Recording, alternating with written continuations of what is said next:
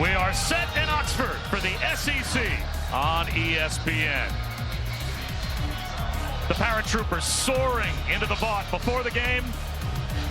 And what right now is impossible to figure out is the SEC West. RG3, this is a wide open race. We saw Alabama. They look vulnerable. LSU fans still trying to figure out how good their team is as well. But if they win this game, they would have 3 wins in the division to begin conference play. Yeah, they would. And to be honest, they all look vulnerable right now. And Lane Kiffin, they're licking their wounds right now from the game against Alabama. They really felt like this was the time to get him. It didn't happen. So you know what they're rewarded with? LSU the next week, and this high-powered offense is going to be a great day of football. And Brian Kelly really believes his team can do something special this season, especially if they find their identity maybe on the back end of their defense. Oh, 100%. Their secondary is the weak link of their defense right now. He wants them to stop playing street ball and just do their job. Nathan Dybert will put this one through the back of the end zone as LSU won the toss and deferred their option to the second half. So Jackson Dart gets the ball first. Yes, I don't want you to be distracted by that mustache. This man is an absolute baller. He can beat you with his arm, beat you with his legs and his mind. And they brought in a quarterback to the transfer portal in the offseason. And you know what he said? Bring it on. That's going to put a chip on his shoulder. And he's come out here and shown that he's taken the next step as a quarterback. I'm looking forward to see what he can do with this front of LSU. And Quinshon Judkins, of course, to his left in the shotgun. They would love to get him going as well, as their run game has been somewhat inconsistent. Jordan Watkins on a quick out to the sideline gets things started for Ole Miss, a gain of 7. They also get Zachary Franklin and Trey Harris, both in the lineup today, as healthy as they have been in quite some time. Yeah, Trey Harris has an amazing stat line. I'll get to that right after this play. The first carry for Judkins, right up the gut for a first down. We talked about Trey Harris. He's only played 8 series this year. On those 8 series, they have 7 touchdowns and a field goal, and he's got 5 touchdown catches. Him being back out there gives Jackson Dart that big target down the field that he loves to throw those goal balls to. A pitch, and Judkins with a stiff arm pays the price out on the edge. He picks up a couple, and there is the laser beam that is Harold Perkins Jr. sideline to sideline. He is some kind of player. Yeah, you're going to see the pitch here, and he's going to play the quarterback first and then rally to go get the back. Not everybody can do it like that, people. Dart outside the numbers. And it is good for a first down. There's Trey Harris showing up for the first time. Like we said, they're happy to have Trey Harris back. They know that these corners are going to give a lot of free access, so they're going to do their job, run the stop route, run back down the stem. Nice job by the quarterback getting him a ball. He maybe pick it up a little bit, but hey, nice play by the offense. Judkins for 6 more. There are only 4 teams in college football that on average snap the ball faster than Ole Miss. They are one of the most up-tempo, rapid-fire offenses in college football. And they want to keep the defense on their heels, and right now they are doing it. Play action. One-on-one down the sideline. Climbing the ladder is Harris, and he is denied by Terrence Welch. I talked about Trey Harris being back, and Jackson Dart loves those deep throws down the field, giving his receiver an opportunity to go up and make a play. A lot of hand fighting there. But nice job by Terrence Welch to play through the hands of the wide receiver. Sometimes you can't see the ball, but you can see the receiver's eyes get really big, and that's when you know it's time to swat it away. Third down, quarterback run. Jackson Dart gets to the edge, lowers his shoulder, and he's got the first down and then some. Welch made the tackle, but Dart picks up 10. And that's been a problem for this LSU defense. Last week against K.J. Jefferson, some of those scrambles and the design quarterback runs hurt them. Jackson Dart has to continue to use his legs today. Judkins again. Into the secondary again, to the 21-yard line. Close to another first down. They will say without measurement, he's got 10 more. You're going to see it right here. Quinshon Judkins just going to make sure go right downhill at this LSU defense. Judkins on first down for a yard.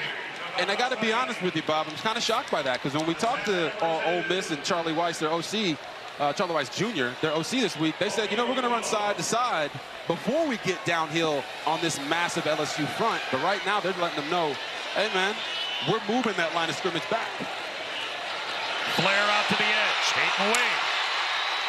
Inside the 10-yard line, it's 1st and goal, Rebels. Hardest thing for a defense about trying to keep up with this pace?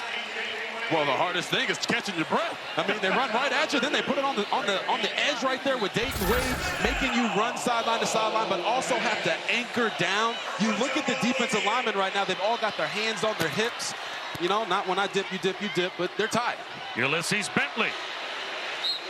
And that time, the heart of the defense for the Bayou Bengals stands up. Big Mason Smith made the stop. Mekhi Wingo, Jordan Jefferson, those big bodies inside. That is the strength for LSU defensively. 2nd and goal. Out in the flat once again. And getting walloped is Dayton Wade. Well, he had nowhere to go as Welch closed quickly.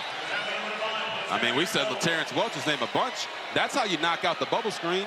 You run through the receiver who's trying to block, and you let that guy catching the ball know that he's not safe when he gets out there on the edge. Nice job by Terrence Welch. Judkins back in, 13th play of the drive, and it's 3rd down and goal.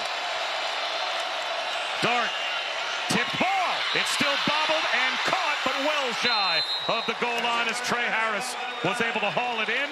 4th and goal from the 4-yard line. And turning to his sideline is Lane Kiffin, put the right hand out and said to his field goal unit, stay on the bench. Do we expect anything less from Lane Kiffin in this situation? He's trying to let his offense and the entire stadium know that they believe in their quarterback. I'd like to see them give him a run-pass option right here. How about this for a tone setter? Going for it on 4th and goal. Dart. Wild throw to the end zone. Wide open. Judkins for an Ole Miss touchdown.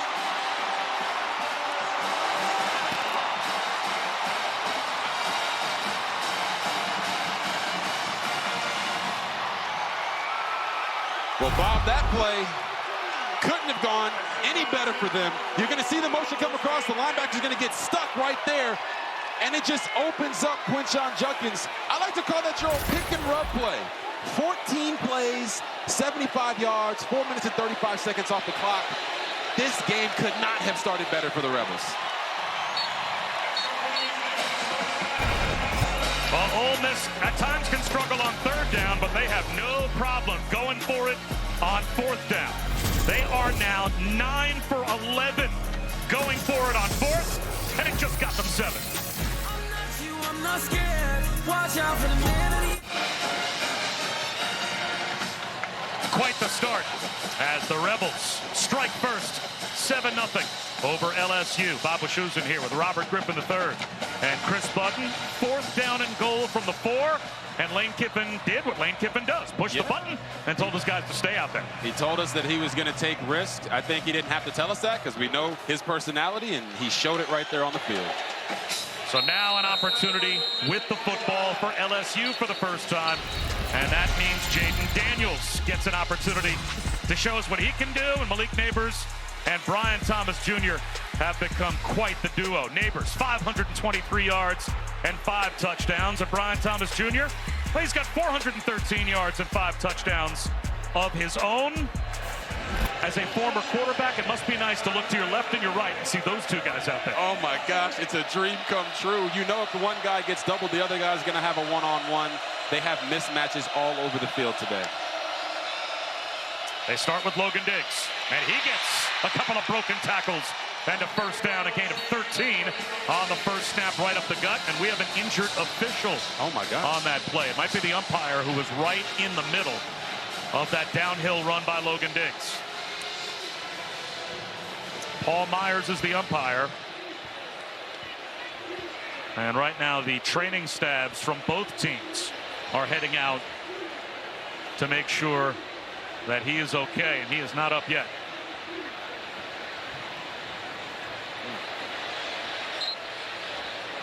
We will step aside and come right back to Oxford.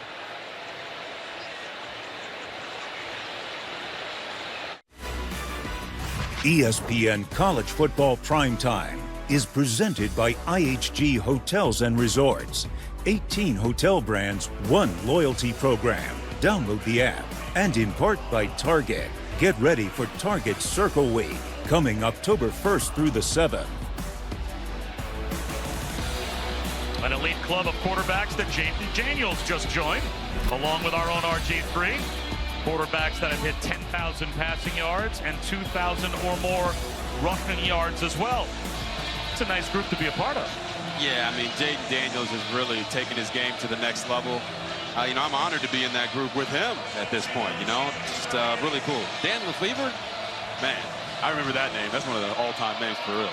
Good news while we were away, by the way. Paul Myers, the umpire, who was hit on that last play and shaken up, was able to walk off the field on his own. So they're taking a look at him in the injury tent behind the Ole Miss bench. 1st and 10, LSU. Daniels to throw for the first time. Well protected, takes a deep shot. Right through the arms of Chris Hilton on the dive. It looked like a perfect throw from Jaden Daniels, and Hilton just couldn't haul it in. It looked like he had a step on DeAndre Prince. He certainly had a step, and this is why I tell all receivers, make sure you don't jump if you don't have to. He could have ran through that, kept his feet, and it would not have thrown off his equilibrium. I know that might be a big word, but you don't want to jump when you don't have to. Just catch it and run through the ball.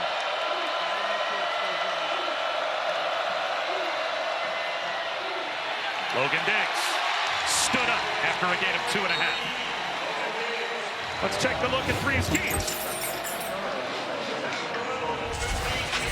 All right, the three's keys today. Push and P. The Rebels need to get Quinshon Judkins going, and they already started that. Jackson Dart is their leading rusher right now, but they need Quinshon to show up. Eye of the Tiger. Look, Malik Neighbors is going to be moved all around. Ole Miss has to pay attention to that. Harold Perkins Jr. is going to be moved all around on the defensive side. Their offense is to pay attention to that. And then the red zone Rebels, both teams have to hold each other to field goals in the red zone in order to make sure they can win this game, because those are going to be important. The Land Sharks bring a blitz. It's picked up, but tipped at the line. It looked like Isaac Ukwu got a hand up and knocked down the pass from Jaden Daniels. And if Ukwu didn't get his hand up right here, it was going to be a first down. Jaden Daniels read the defense the right way, had to throw to his receiver on the outside, catch that, fall forward for a first down. But, hey, when they can't get to the quarterback, all defensive linemen, get your hands up and play volleyball. Knocking those balls down is what gets your team off the field, and now they get it back to their offense. Actually, J.J. Pagista got a hand on it, the Auburn transfer. So with a 7-0 lead, about to get the football back is Ole Miss. Fair catch all the way back to the 11-yard line by Jordan Watkins. A good kick by Jay Bramlett of 49 yards. Well, they want to get the run game going if they can for Ole Miss. It's been a roller coaster, and of course this somewhat dependent on who they have played. It's not surprising in week 1 you have a good week against Mercer. They struggled a bit against Tulane. They were at the top of the roller coaster against Georgia Tech, 299 yards and 5 touchdowns. But to your point earlier, they struggled against Alabama to move the line of scrimmage. To your point that you actually just made as well, Bob, when they go against great competition, they have to make sure that they can still hold up. Lane Kiffin told us this week that usually when you play teams like Alabama or Georgia, they can bring out all of the bad qualities you have of your team and heighten your weaknesses. And right now they want to show that they can run the football against this LSU team. Dart out of the pocket, a flag down, zips one up the sideline. Jordan Watkins came back to help out his quarterback, but it looks like this is going to be a holding call against Ole Miss. Yeah, it'll be holding on Quinshon Judkins, it looks like.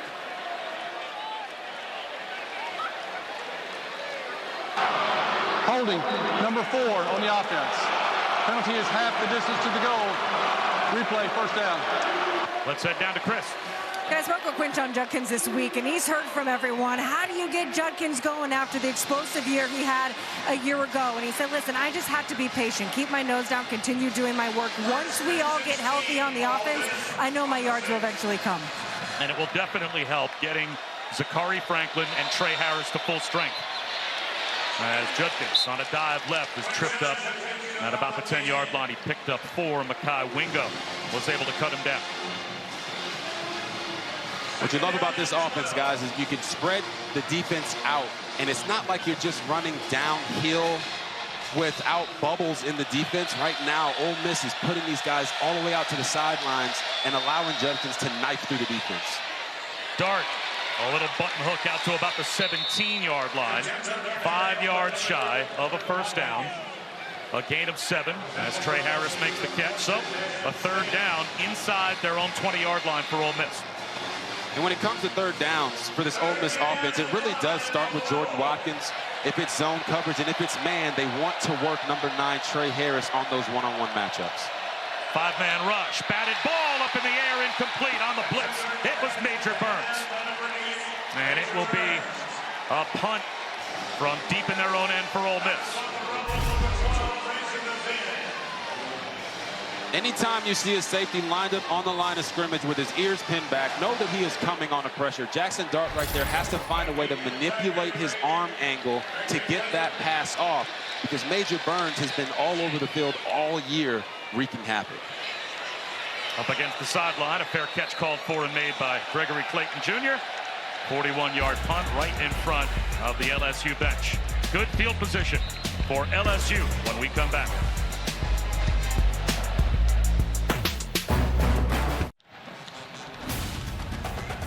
Bob Wischusen, Robert Griffin III, Chris Budden back at Ole Miss. An effective blitz here by Major Burns, but you think there's a little Patrick Mahomes that could happen here for Jackson Dart? Oh, 100%. You see Jackson Dart right there. He's just throwing the football as if Major Burns isn't there. But when you have a guy pressuring you, you have to give ground and then use that arm angle to get it around Bob's spot right here and get the ball to your receiver. You can't throw it as if the guy isn't there.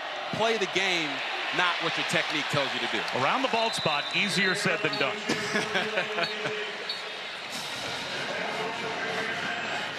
Great field position after that exchange for LSU as Logan Diggs picks up 4 on first down. So LSU with the ball, second down and 6 at their own 45-yard line. Defense helped them out getting the ball back. They want to make sure that they maintain balance and don't get spoiled by only throwing the football to these dynamic receivers. Slant, and it's caught. Mason Taylor lowers his shoulder and gets across the 50-yard line. It looks to be about a half-yard shy of a first down. Jeremiah Jean-Baptiste made the stop. I love the assertiveness that we're seeing from Jaden Daniels. Not only this year, but certainly in this game. He's getting the ball out of his hands with the quickness. He knows what he's seeing and making decisions. Downhill run, a push for Logan Diggs, and a first down.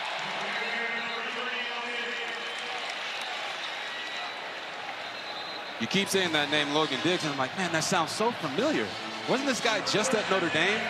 I feel like Chris could kind of chime in here and talk about the story of Logan Diggs coming over from Notre Dame a year after Kelly left.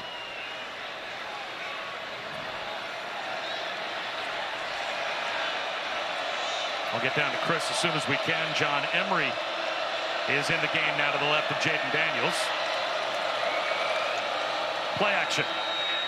Again, good protection. Daniels out of the pocket. Dodges a couple of tacklers and picks up an extra 3 or 4 yards as he slipped in between Jean-Baptiste and Ladarius Tennyson for 7. That is the classic find 2, split 2. Right here, Jaden Daniels drops back. He sees that they've got the bracket coverage on the outside. No indecision. Find 2, split 2, get down the field. He has a dynamic runner, and he can't get away from that. Emery with a nice jump cut to the outside and a stiff arm. Stays on his feet and eventually gets thrown out of bounds by John Saunders Jr. And you'll see great blocking up front by the big boys, but John Emery's ability to let it develop and then get outside, use the stiff arm, but oh my goodness, we don't like to see that at the end of the run. You certainly want to stay on your feet there, man. Good run, but let's finish stronger next time. John Emery stays in the game. First down at the 27.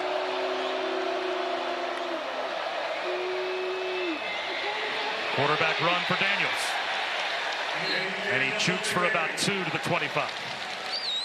Ladarius Tennyson, who is a very effective box safety and Auburn transfer. At 5'9", 200 pounds, has no problems coming up and playing near the line of scrimmage.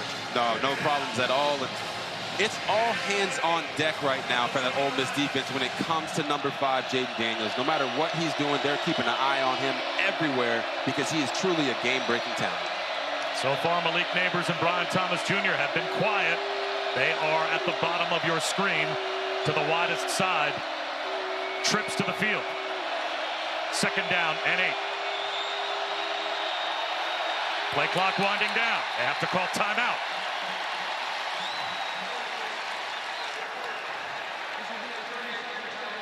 So the Tigers avoid a delay of game. They call the timeout. Next Saturday, we will have the 119th playing of the Red River rivalry. Oklahoma, Texas at the Cotton Bowl. Noon Eastern, 11 a.m. Central on ABC and the ESPN app.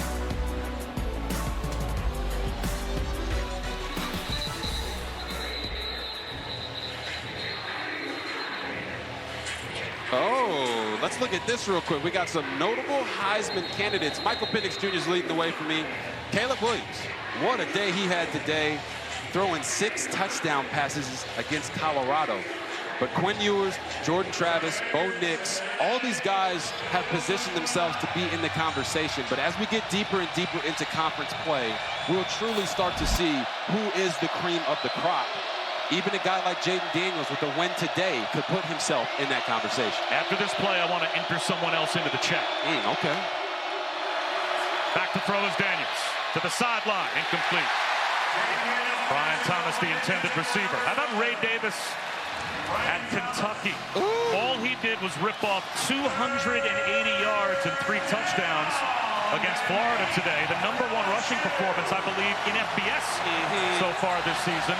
Yes. A performance like that at least has to get you entering the conversation. Yes, 100% it does. I'm not a guy that only puts quarterbacks in my Heisman rankings, and what Ray Davis did today was otherworldly. That's big of you as a bitter old quarterback. I thought different. 3rd down and 8. Daniels out of the pocket. He's going to try and run for it. Breaking tackles. The ball is out. He gets popped. He lost the football. Dejon Anthony with a big open field hit, and Ole Miss has a takeaway.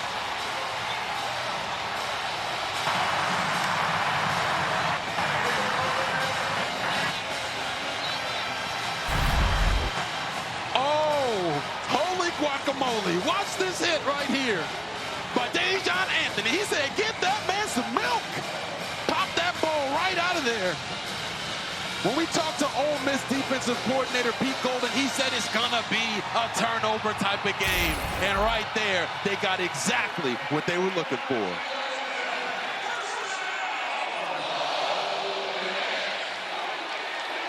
After the takeaway, back to work, Jackson Dart. Ole Miss starts from their own 29. Nice play action fake. Dart slings one to the sideline. He's got a hookup with Jordan Watkins out to midfield. Looks like Jackson Dart heard us talking about that arm angle, because right there, he just unleashed a beauty on the run, right on the outside of the receiver. Poetry in motion. Dayton Wade on the bubble screen, across the 50. Run out at the LSU 44. That's a gain of 7. And Bob, after a big change of possession like that, this is an important drive for the LSU defense to be able to calm themselves down. Right, you don't want to give up too many big plays, and certainly don't want to give up any points. Ulysses Bentley breaks a tackle. He's off to the races. Looking for the end zone. He finds Painter. Touchdown, Ole Miss.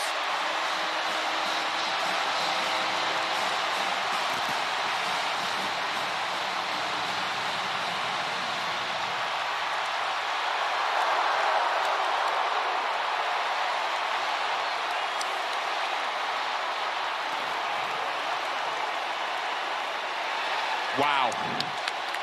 We just said, calm themselves down. Don't give up any big plays. The offense gives up the turnover. The defense gives up the big run.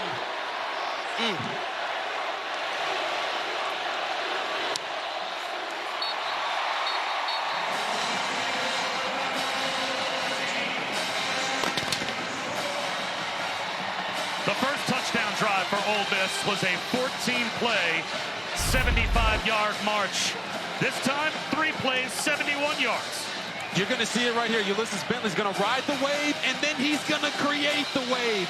Getting out into the open field, he put some 24s on that bad boy and got himself into the end zone.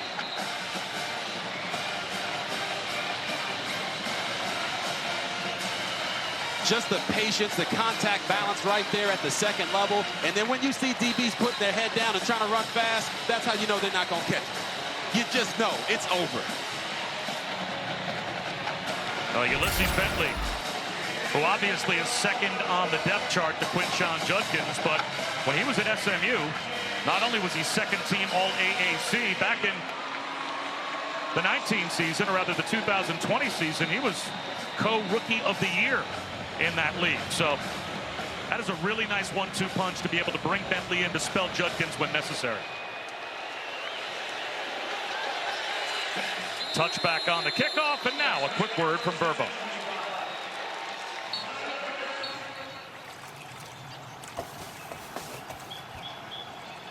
Verbo, a place that rewards your loyalty on every rental. Football away, baby. Now, based on our time together, I can't believe that that lady was not painting the face of RG3 poolside. Every 15-second spot, I'm just conditioned to expect your $1 million smile there with another cha-ching. You know what? I appreciate the shout-out, Bob. We'll make sure we get you some Cheez-Its for sure. As long as those samples keep coming. Well, let's see the response now from LSU, down by a couple of scores. Logan Diggs bounces outside, shakes and bakes, and gets hit hard once again. Now to the 29-yard line, Aisheem Young came over and made the stop. Down to Chris. Bob, talking with Brian Kelly before the game about the consistency of his quarterback. He said yes, but last week it was for 3 quarters. He tends to have these slow starts. What we need in this environment is a fast start for him. Well, he's #1 in the SEC in passing yards per game and touchdown passes. And he had a big response last week, as did their entire team when they fell down early to Arkansas. There's Malik Neighbors on the quick out. That should be good enough for a first down. To Arkansas last week, they maintained their composure and they found a way to fight all the way through 4 quarters and win that game. Yeah, you know, to Chris's point, Coach Kelly told us that, you know, Jaden Daniels has these slow starts, but he's gotten better this year. Last year, it would have taken him 4 quarters to get out of it. Against Arkansas, it only took a half, but right now they really need him to put his foot on the gas. Over the middle, in stride, there's Neighbors. First down, a gain of 24 to the Ole Miss 40. And you know, when you feel like you got to put that foot on the gas, ain't nobody better to throw to than Malik Neighbors. Jaden Daniels goes through his reads. He's not staring down his receiver. He's looking at the defense, and he's knifing through him with passes. Swing pass, scooped up by Diggs. That's another LSU first down, a gain of 12. You know, as a quarterback, when you see one completion turn into 2, and you have such a negative play happen, like on the last series for Daniels with the fumble, you want to come back out and show your team that, listen, I am that guy. I'm going to get us right. That was on me. And right now, Jaden Daniels is doing just that. Up the middle goes Diggs. Into the red zone. Down. Another tackle for Aisheem Young.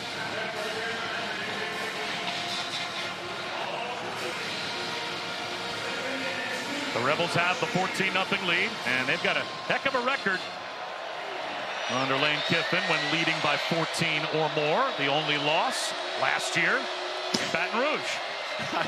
I know all Ole Miss fans are mad right now. Well, we'll see if past his prologue. Here comes a blitz. Daniels has a one-on-one in the back of the end zone, climbing the ladder, and hauling it in is Thomas for the touchdown. Over the top of DeAndre Prince. Brian Thomas Jr. How pretty was that? Oh, my goodness, it was very pretty. And as a quarterback, that makes you want to throw to a guy like that even more. Watch him go up, high point the ball, pull it close to him, and get both feet in. Not only would that have counted here in college football, but that counts in the NFL. That man right there, Brian Thomas Jr., he's a Sunday guy. And I ain't talking about ice cream.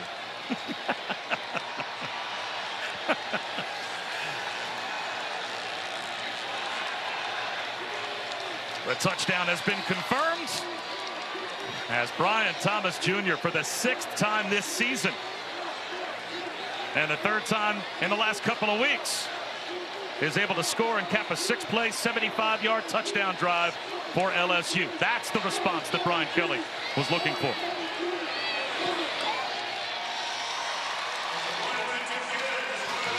It's now 14-7 with just under a minute and a half to go in the first quarter. And today at 7:30 Eastern, drawing in on kickoff between Notre Dame and Duke as the Irish look to bounce back from a heartbreaker last week at home to Ohio State. Blue Devils, ranked number 17. All of a sudden, is Duke a football school? We're about to find out later on tonight. Wallace Wade Stadium at ABC. The Blue Bloods looking pretty good in football, although Kansas right now is having a tough time in Austin. Yeah, we always say football is king, and we got some of these basketball schools saying, you know what? We're a football school too, and I actually love it. I think it's great for the game of college football. I think it's great for the game of college basketball. Good news on the officiating front, by the way. Paul Myers, the umpire, is okay. They checked him out on the sideline, and he has returned to the field. So what you're saying is he just shook it off?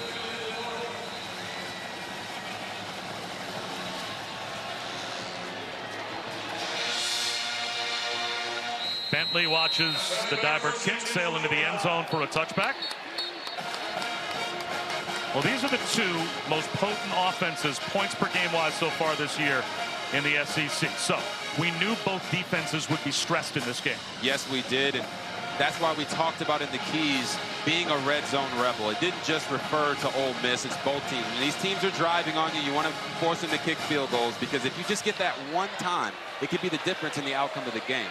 When you talk about LSU and the way they just responded, sometimes you got to get hit in the mouth before you start to wake up, and the LSU certainly is awake now.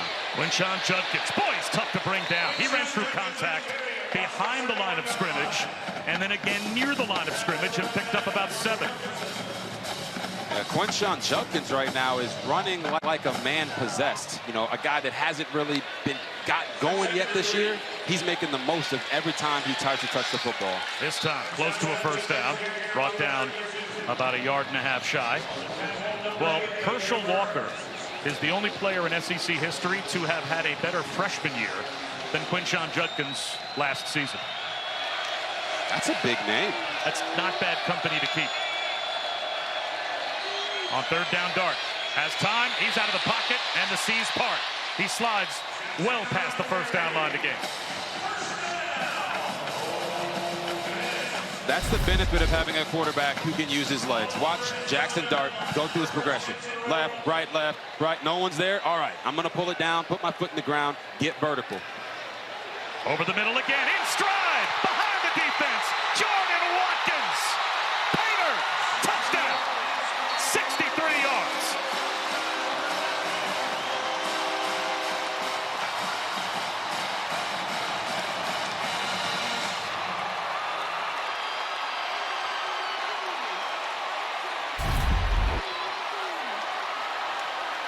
I want you guys to watch what this play fake does to these 2 defenders on the defense. It makes them settle their feet. And as Jackson goes through his read, it opens up the middle of the field. Jordan Watkins gets there in a hurry, and he does the rest. But never underestimate the importance of that little token play action fake of what it can do to the defense.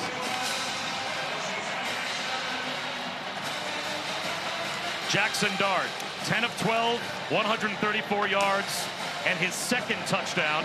That one to Jordan Watkins. Not a bad first quarter. Not a bad first quarter at all. And I got to be honest with you, Bob. I'm pretty excited about the amount of points that we're getting to see right now. You know, we call the game like we see it, but it's been a couple weeks since we really had good offensive play. And to see both of these teams lighting up the scoreboard, of course, Ole Miss more than LSU right now, it just lets you know that that moniker, that defense is the most important thing in the SEC, maybe might not be so true anymore. The offenses are starting to take over the conference.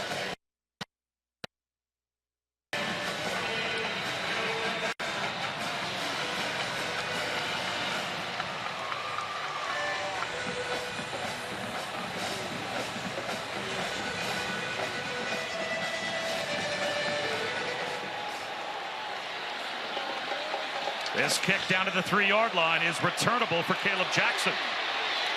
And he gets to the 22 before being tripped up. Let's check in with Matt Barrett. Gentlemen, good evening. Time now for your AT&T 5G studio update. Back and forth game. Auburn and Georgia tied at 20, late fourth quarter. Carson back to who else? Brock Bowers. He gives Georgia the lead 27-20. Auburn with the ball 4th and 9. Well, if Georgia can survive against Auburn, if LSU were to come back against Ole Miss, at the end of the season, RG3 in this league, those margins of victories tend to fade into the background. Yes. Right? If you win your games in the SEC, you have a chance to go to the college football playoff. You do, and listen, it's a very talented league. So if you win, winning's enough in this one. John Emery up the middle. And that will end the first quarter as Joshua Harris made the stop after a gain of 8. Ole Miss, 3 first quarter touchdowns, 2 through the air, courtesy of Jackson Dart.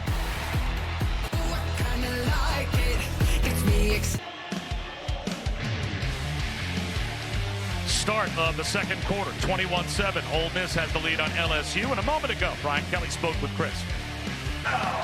Coach, you guys have come back from some slow first quarters before. What will you need in this next 15 minutes?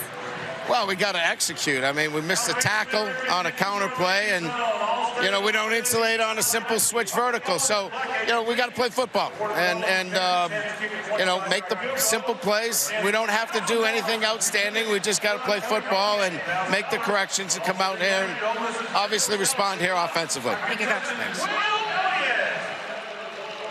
Well, to Brian Kelly's point, off to a good start on this drive. They pick up a first down. John Emery, that's about as simple as a swing pass gets. Well executed. Exactly. They got the defense caught inside, outflanked them, and John Emery did the rest, getting a positive gain down the sideline. Ole Miss shows blitz. Are they going to come after Jaden Daniels? They are. Daniels tries to buy time in the pocket, and the blitz gets home. Tyree Coleman gets the sack, a loss of 7. Pete Golden told us that he was going to have a show package, but right here he didn't just show, they went. And Tyree Coleman does a nice job fighting off the offensive lineman's block, number 69, Charles Turner III, and getting to the quarterback.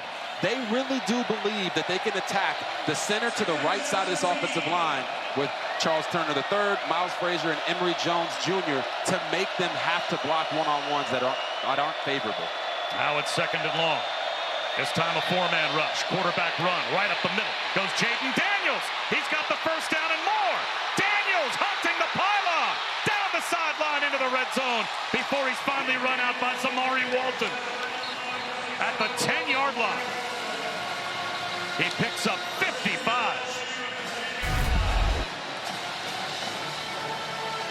Right here, simple quarterback draw. Running back leads up on the linebacker, center leads up on the other linebacker, and then Jaden Daniels does the rest. He is such a quick speed guy that as soon as he puts his foot in the ground, he makes defenders not realize how fast he is moving. Nice job by Daniels using his athleticism to get down the field for a big game. After that long run by Daniels, we've got an injured member of the Ole Miss defense. We'll step aside.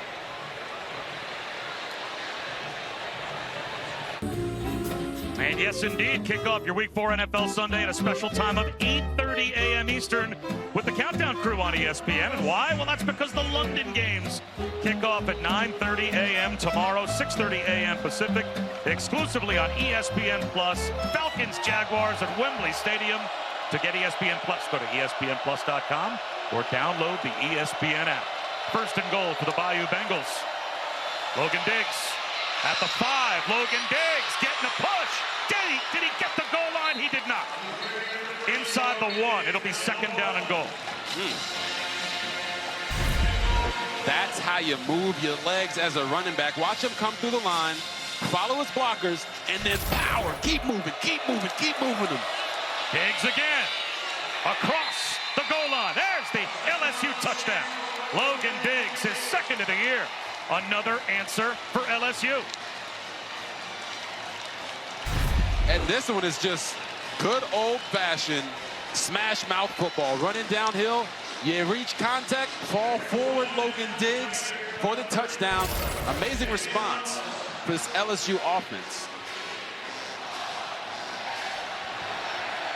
You know, Bob, one of the keys for Ole Miss's defense was to contain the quarterback and to contain the receivers. And the 2 times that LSU has scored, it's because they didn't contain Jaden Daniels on that quarterback draw. And you had the nice throw to Brian Thomas Jr. in the end zone. They got to lock in to some of the most important aspects of this game if they want to win it. We have a 7-point game once again. A 6-play touchdown drive. Set up by Jaden Daniels. Dangerous in the open field. 55-yard scamper. He got them to the 10-yard line. And then 2 carries by Logan Diggs. Result.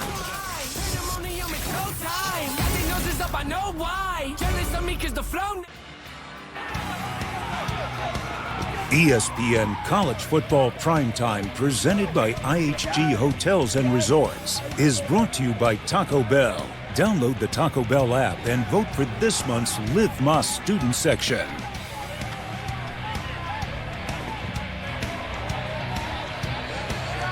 Well, the football weekend begins in the Grove on Friday with the land grab. And then that student section fills in. Student sections across the country are competing to be the Taco Bell Live Mas student section of the year. Download the Taco Bell app to learn more. And they rush into the student section the same way they rush into the Grove to get some real estate on Friday nights. This is one of the best spots for college football or sports period in America as we check in with Matt. Okay, big game, Bob. It has gone final in Auburn, 4th and 9. Peyton Thorne picked off by Malachi Starks. Georgia lives to be number 1 another day. 27-20 to the final there. Don't forget, coming up 7:30 Eastern, Sam Hartman and Duke and Notre Dame over on ABC. All right, Matt, 1st and 10 at the 22-yard line. Judkins. 4 possessions so far offensively for Ole Miss, and RG3, 3 touchdowns. Oh, yeah. You want to talk about not allowing a bad game last week, impacting them this week. This is how you do it. They've come out, they put their foot on the pedal and said, you know what? We are going to come out here and try to win this football game in a way, in the exciting way that we know how to do it. They're taking chances. They went for it on 4th and goal. And I love to see that from Lane Kiffin. We know he's a risk taker, but right now his players are making him right. Judkins, this time brought down behind the line of scrimmage.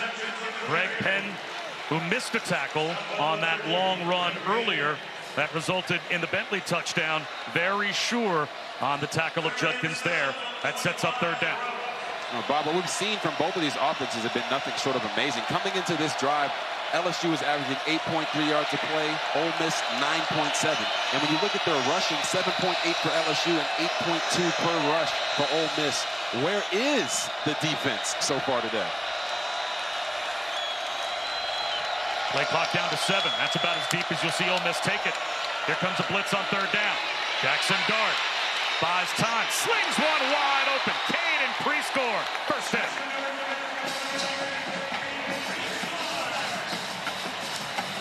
It looks like Jackson Dart learned from his mistake earlier in the game with Major Burns when he knocked it down. Right there, had a defender right in front of him. Used the arm angle to get there to Caden pre-scoring for the 1st down. Another blitz. It's picked up. One-on-one. A shot down the sideline. Incomplete. Excellent coverage from Denver Harris. He had his back turned, but he reacted to Dayton Wade, and it seemed like he got a hand on the football. He might be shaken up. Denver Harris to the sideline. You see Dayton Wade right. Oh, stop and go. Gets the DB, but the quarterback just doesn't put enough air underneath it now. The ball did touch his hand, so he should have caught it. But if you're the quarterback, you want to throw him out the back end right there so that you can be celebrating and striking up the band instead of sitting here in 2nd and 10. Down and out to the sideline. Jordan Watkins hauls it in. Nearly 7. Major Burns makes the stop. So it will be 3rd down and a long 3, close to 4 for Ole Miss. As we told you before, these are situations where they can probably run the football if they want to, but looking for Jordan Watkins as his guy. right at the first down line to gain an extra push for Trey Harris. And it looks like he's got it. He does. Nice job by Jackson Dart, working through his progression, getting it there to Trey Harris. And Lane Kiffin told us that this guy is the true key to their offense. When he's on the field and can be a threat for them, their offense goes. And so far today, that's exactly what it's been doing. A toss to Judkins. Downhill run. He emerges from the pack. Stiff arm of Major Burns. Inside the 20. All the way down to the 15-yard line goes Quinshon Judkins. 37 on that carry. I wish I could tell you it was something special, but watch this. It wasn't this. It's the spin move when someone tried to go for the football, utilizes the stiff arm on Major Burns. That's the Quinshon Judkins we're used to see. Judkins again. Only 2 yards on first down.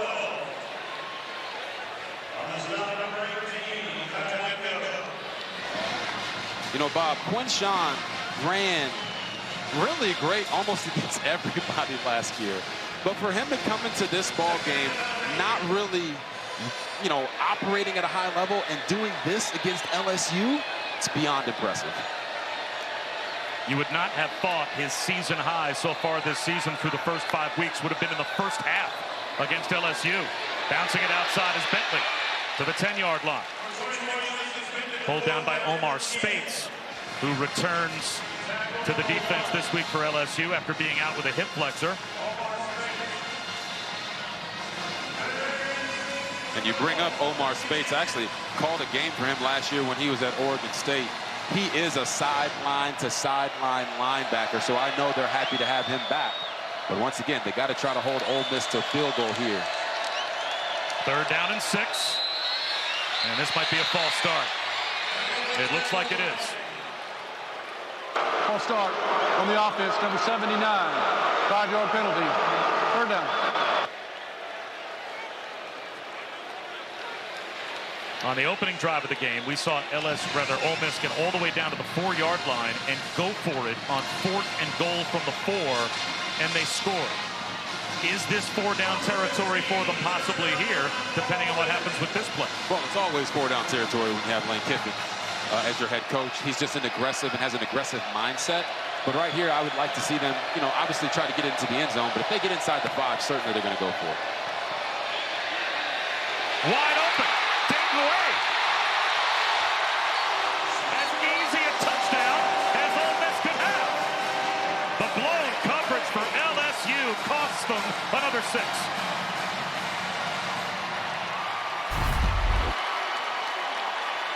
And when you watch this, as they're coming across, watch Omar Spates. He's running man coverage with the back, but no one identifies who is on man coverage of Dayton Wade.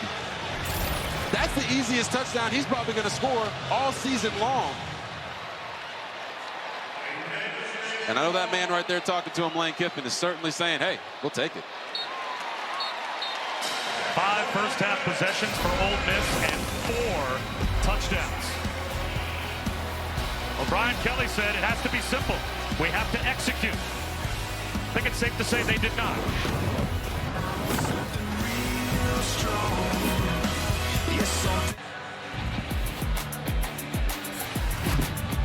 Welcome back to the SEC on ESPN.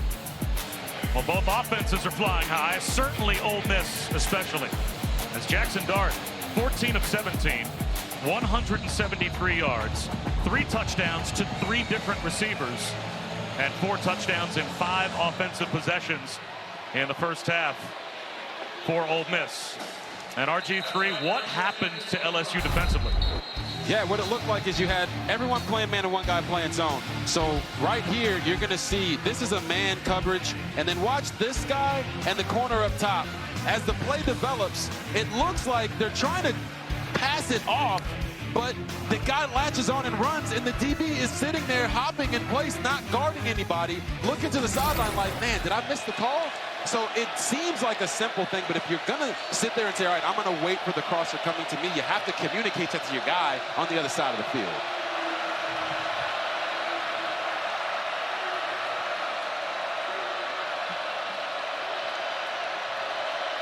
Let's see if there's another response for the LSU offense. They get it started with Mason Taylor. Let's go down to Chris. Bob Logan-Diggs, who had that touchdown just recently for LSU, transferred from Notre Dame, but he waited a year, didn't immediately follow Brian Kelly. And this is kind of unusual in today's day and age of transfer portal because he wanted to stay and get the degree from Notre Dame. He's just a couple hours away. He already has it planned out how he's going to finish to get his degree. But if you're wondering why he didn't immediately follow Coach Kelly to Baton Rouge, it was because the degree from Notre Dame meant so much to him. That's a great story to hear. And a laser beam shot to Malik Neighbors. Gets to the sideline. Gets a block. And out of bounds inside the 30-yard line of Ole Miss. So the big plays just keep on coming for both offenses. Yes, they do. And right there, Jaden Daniels made all NFL scouts happy. Watch how he layers this throw over the linebacker and puts it right on the face of Malik Neighbors. And the ability to create after the catch is what also makes Neighbors so special.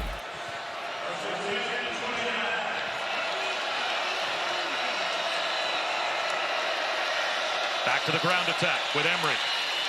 Leaps into the arms of the Land Sharks after a gain of 1. Trey Washington came up in run support.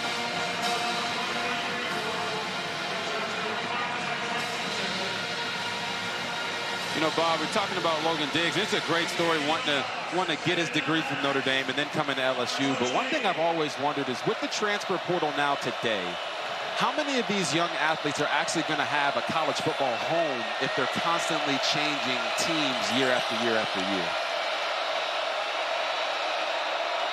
It's a topic that comes up weekly with the coaches when we meet with them. Play clock down to 4.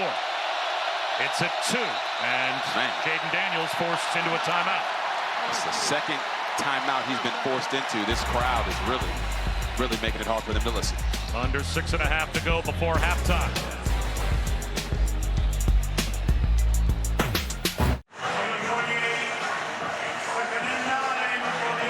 Welcome back. There are stickers on the back of the LSU helmets with the number 3 in honor of their senior captain, Greg Brooks, who was diagnosed with a brain tumor the week after the Mississippi State game. He had surgery. He is still recovering. The good news is Brian Kelly visited him this week. He's regaining his motor skills.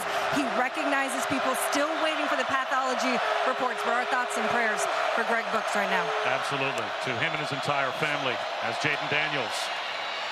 A little turnaround route that looks to be good enough for a first down into the red zone as he hits Malik Neighbors. Such a scary story to, by all accounts, a wonderful young man. Yeah. So, Greg Brooks, to you and your entire family, every good thought and prayer that we can send your way. No doubt about it. We are praying for you. The game of football is a beautiful thing. It brings people together. But we don't care about the outcome of this game. We all care about what's happening with Greg Brooks, and we pray that he has a full recovery.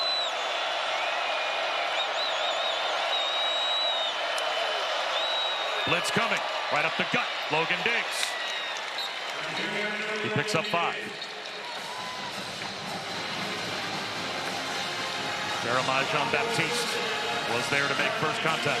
Bob, one thing I'm noticing is this is a very, very physical game. So although the defenses aren't quite shutting down the offenses like we've been accustomed to seeing from SEC defenses over the years, the physicality on the field in between the tackles is still there.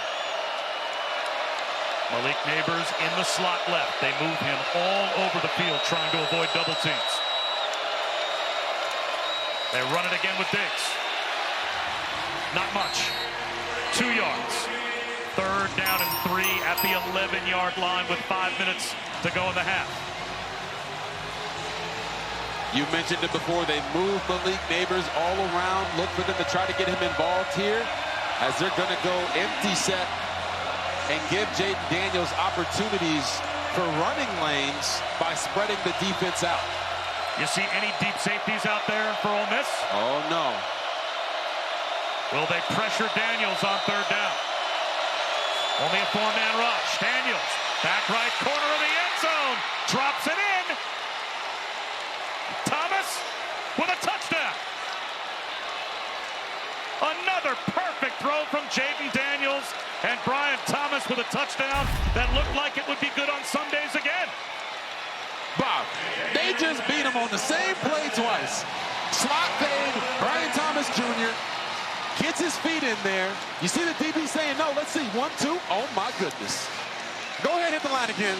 He's a Sunday guy, and I ain't talking about ice cream. 7-play, 75-yard touchdown drive. We've had 7 touchdown drives in this game. All have been at least 70 yards in distance. So it's not like teams have had the short field and have been victimizing the opposition based on that. These have been big play chunks, but long distance drives as well. Yes, they have. And I want you to watch right here. Jake Daniels' recognition is incredible. Right here, you talked about how there's no middle safety. They're playing heavy inside so they can bracket the slots. But what that does is it leaves outside matchups, even from the slot with Brian Thomas Jr. there. He works inside, goes where the DB doesn't want him to go, and gets back outside. And you see him blowing kisses to the fans, letting them know, even when you double me, you can't stop me.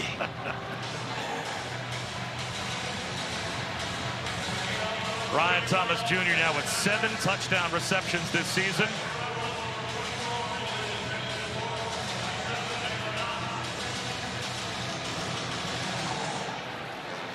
Jaden Daniels up to 14 touchdown passes as we head back to Matt.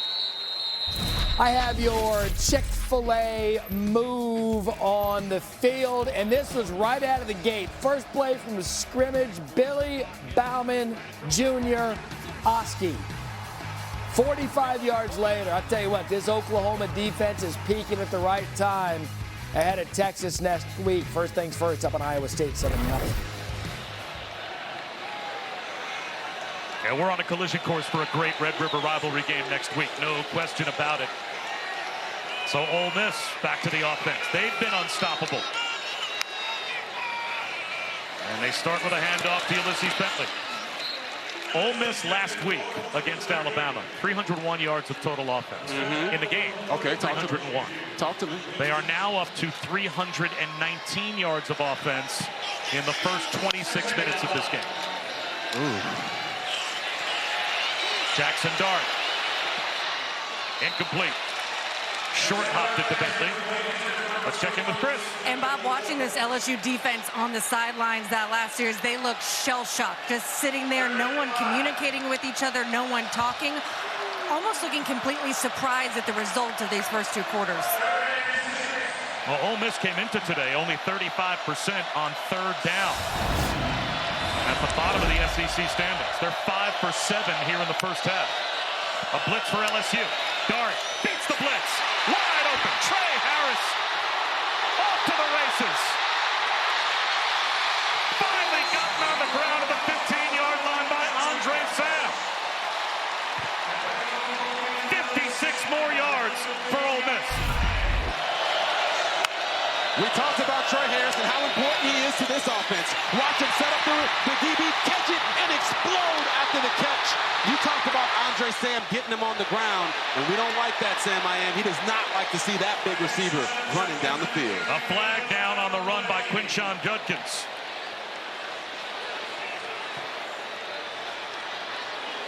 Man.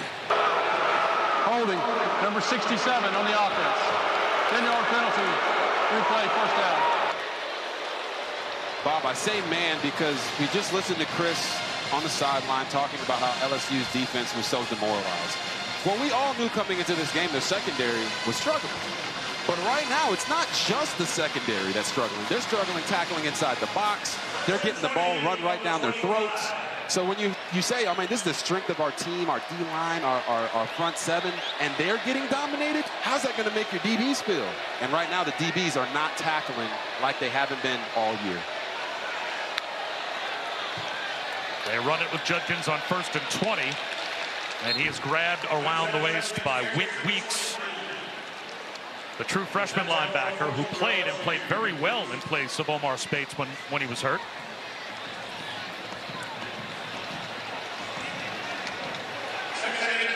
Only a 2-yard gain. Play action. Dart over the middle. Those crossing routes continue to dice up the secondary of LSU. This time it's Jordan Watkins. Man. And what I'm loving seeing from both of these quarterbacks is they're not just zeroing in on one guy right after a play fake or during their drop. They're working full, pure progression reads from left of the field to the right of the field and having that grip it and rip it mentality when they see guys open. It's a beautiful thing to watch. Long third down, long throw outside the numbers to the 10-yard line. The completion there for Zachary Franklin.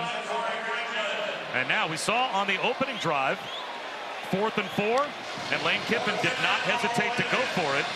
Now it's 4th down at about 5. This time it looks like he's going to settle for 3. So a red zone stop for the LSU defense, helped out by that holding penalty.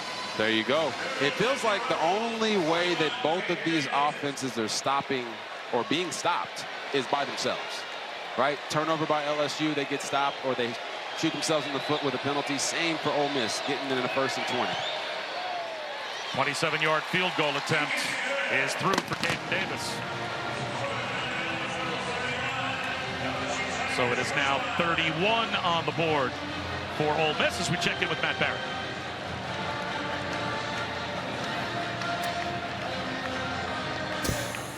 There we go. We got a fantastic Mercedes-Benz halftime report coming up. A Brock party for Georgia at the end of their game, plus a ray of sunshine for Kentucky. And Caleb Williams enjoys a 6-pack against Colorado. We'll explain. Dan Mullen, Joey Galloway join me coming up at the Mercedes-Benz halftime report.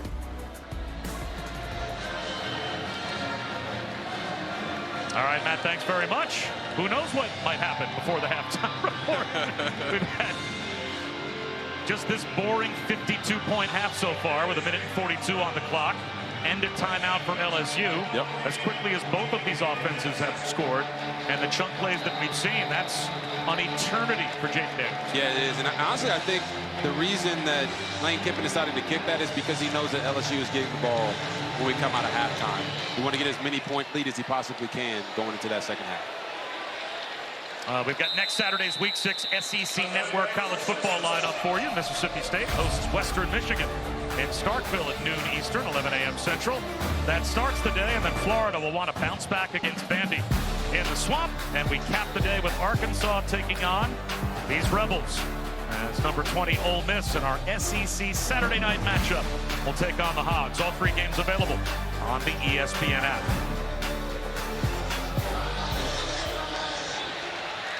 Right here for Jaden Daniels, you want to make sure you don't hold on to the football too long. Don't take a sack.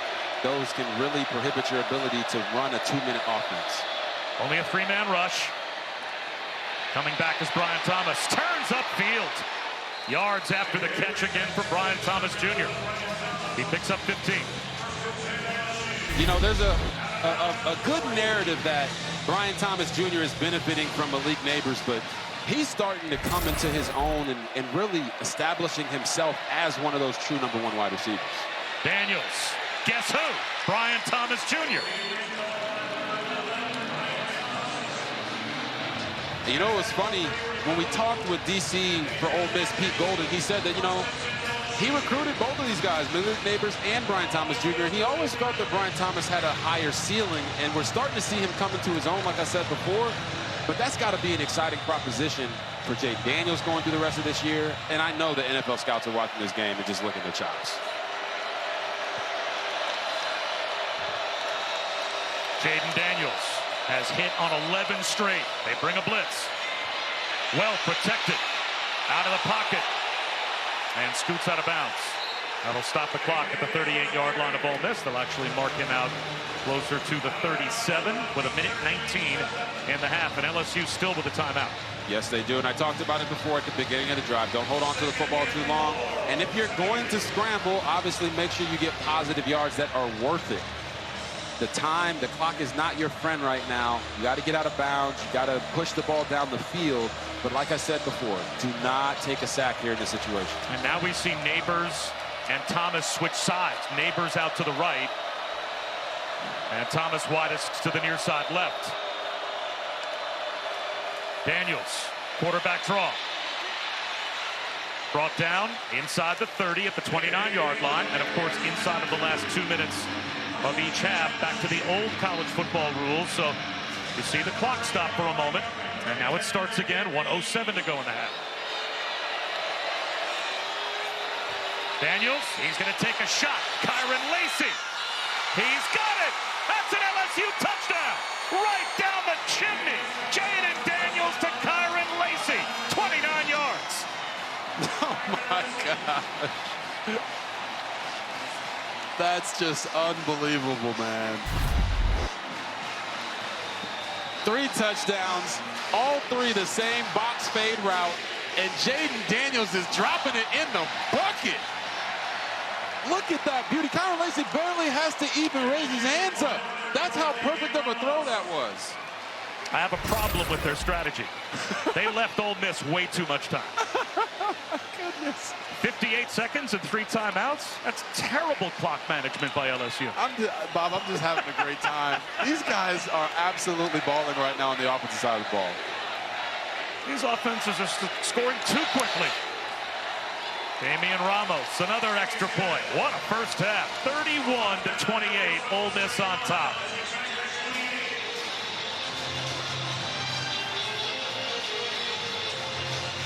Eight touchdown drives between the 2 offenses. And again, all have traveled at least 70 yards. As we take a look at this week's college football playoff rankings, brought to you by Capital One. Georgia survived at Auburn. That's probably the best way to put it. Michigan, no problem against Nebraska. Texas eventually pulled away from Kansas, as did Penn State, although they struggled early at Northwestern. And right now, Oregon in an early hole against Stanford. Utah, they went down last night to Oregon State. Yeah, they did. Shout out to my guy, Rich Eisen. Bowl. My guys at Bussin' with the Boys, the podcast out there, they deemed that game that, and Michigan left no doubt on the field that they were the best team. Well, now 58 seconds and 3 timeouts for Ole Miss. Yeah, I agree with you, Bob. The strategy of scoring so fast certainly might not pay off, because it feels right now like LSU's defense couldn't stop anything. They can't catch a cold. They can't stop anything that the Ole Miss offense is running. And like I said, it's the same strategy here for Jackson Dart. Don't take a sack. Make sure that you're getting the ball out of your hands as fast as possible. That first down in this 2-minute drive is the most important thing.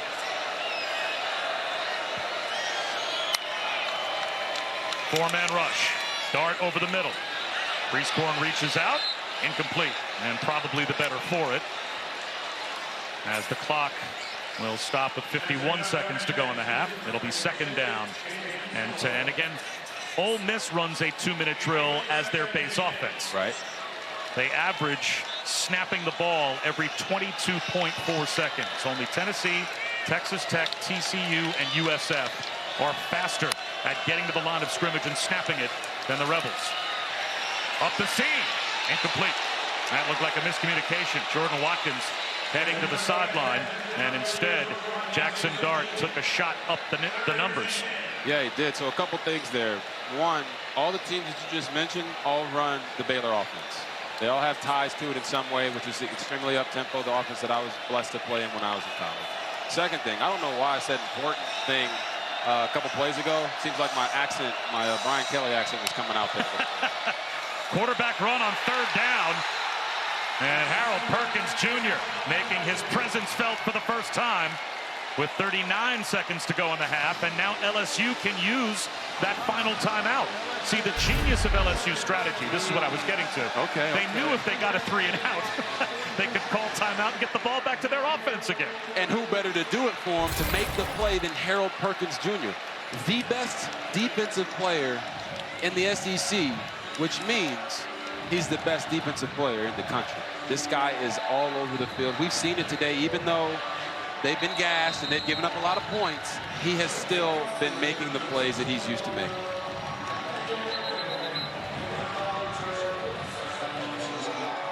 So now let's see what kind of field position LSU gets. They actually put a few seconds back on the clock, taking it from 39 up to 42. Right. And if Gregory Clayton Jr. gets an opportunity to bring any kind of a return back, LSU could be within striking distance. And obviously with the clock stoppage rules, if you pick up a first down in college football in the last 2 minutes, they're out of timeouts, but they have struck fast. Yeah. Fair catch. Made in traffic at the 38-yard line with 35 seconds to go in the half. I mean, look at Jaden Daniels just dropping dimes all day today. Brian Thomas Jr. Oh, we're going to go to him one more time, Brian Thomas Jr. And then he finds the Wi-Fi connection and airdrops a beauty in there to Kyron Lacey. I mean, Jaden Daniels, I don't know why he's not higher on draft boards. I don't know why he's not being talked about for conversation for the Heisman. Like, obviously, if they win this game, he'll certainly be there, at least for me. But the guy has really shown that it's not just the experience that he has of playing and starting so many games. He has become a true quarterback. Three-man rush. Daniels buying time. Sidearms want to flip, and it's broken up. Kyron Lacey had it in his hands, and it was jarred free by Deshaun Gaddy Jr.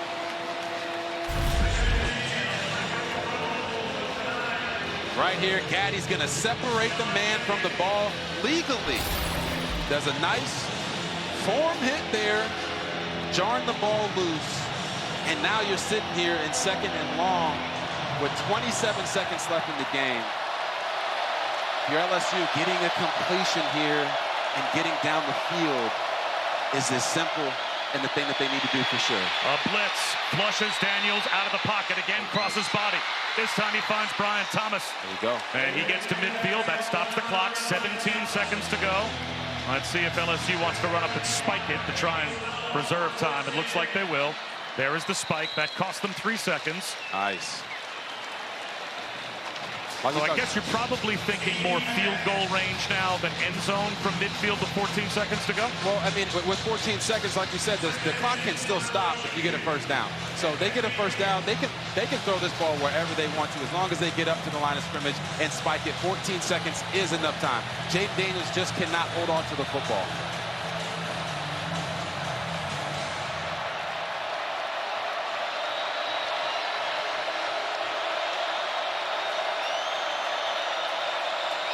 Josh Williams in motion. Daniels over the middle. It's Thomas Jr. again. Breaks a tackle, and he gives himself up with 7 seconds. Down to 6 seconds, and they will have time to get set and spike it. Now, we talked to Brian Kelly about the length that he would feel comfortable with Damian Ramos from. Right. He said he's hit from 52 to 55 at times in practice. His career long is 47, but we think he can make a kick end of half from this distance. That's exactly where they got the ball to. Ramos, it looks like, will try from 55. And if LSU can go into halftime tied, that would be a win for the first half, especially the way that the defense has played. But that's the beauty of the college rules. Because they get that first down and the clock stops, you don't have to run sideline plays like you do in the NFL. Let's see if it all pays off and he can knock this one through. This is his first career attempt from 50 plus. Will it reach the crossbar? It will not. He comes up short.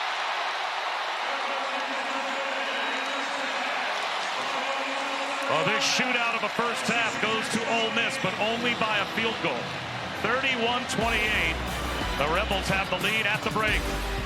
It's time for the halftime report with Joey Galloway and Dan Mullen. Let's send it back to Matt Barrett. Welcome back to ESPN College Football Primetime, presented by IHG Hotels and Resorts. You're watching the SEC on ESPN. It might be quiet elsewhere in Oxford, but at the Vaught, it has been anything but. It's been quiet outside, but inside, plenty of noise, a lot of touchdowns. 31-28, Ole Miss on top of LSU. Bob Wischusen here with Robert Griffin III. Chris Button is with us as well. And let's get right to our Mark of a Fighter moments, brought to you by Modelo. Both of these offenses have had to fight back because their defenses have given up a lot of body blows. Yes, they've given up a lot of body blows. We talked about how it's going to be fireworks on the field, and that's exactly what the offense has delivered. A combined 59 points, and the amount of yards, We might see 1,000 yards in this game, which is just unheard of. The quarterbacks are operating at an extremely high level. Jaden Daniels keeps dropping them in the bucket on these box fades, and it doesn't matter what receiver it is. They're all playing out of their minds. On the run back to start off the second half. Field position will not be on LSU's side as Caleb Jackson has nowhere to go. All right, so both of these defensive coordinators, as we have an injured Ole Miss Rebel on the kick return.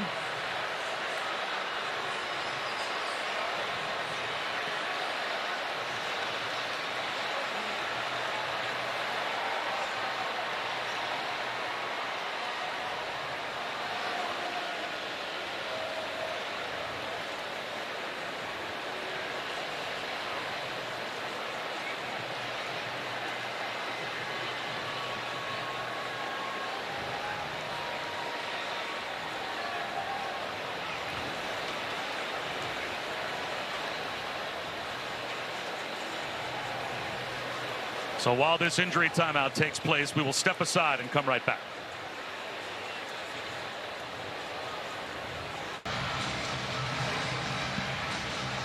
Injured for Ole Miss on kick coverage was Ishim Young, but it was good to see he was able to walk off the field. And they are taking him back to the Rebels locker room. So we'll keep you updated on his condition. Right back to the offense is LSU, set to go from their own 15-yard line.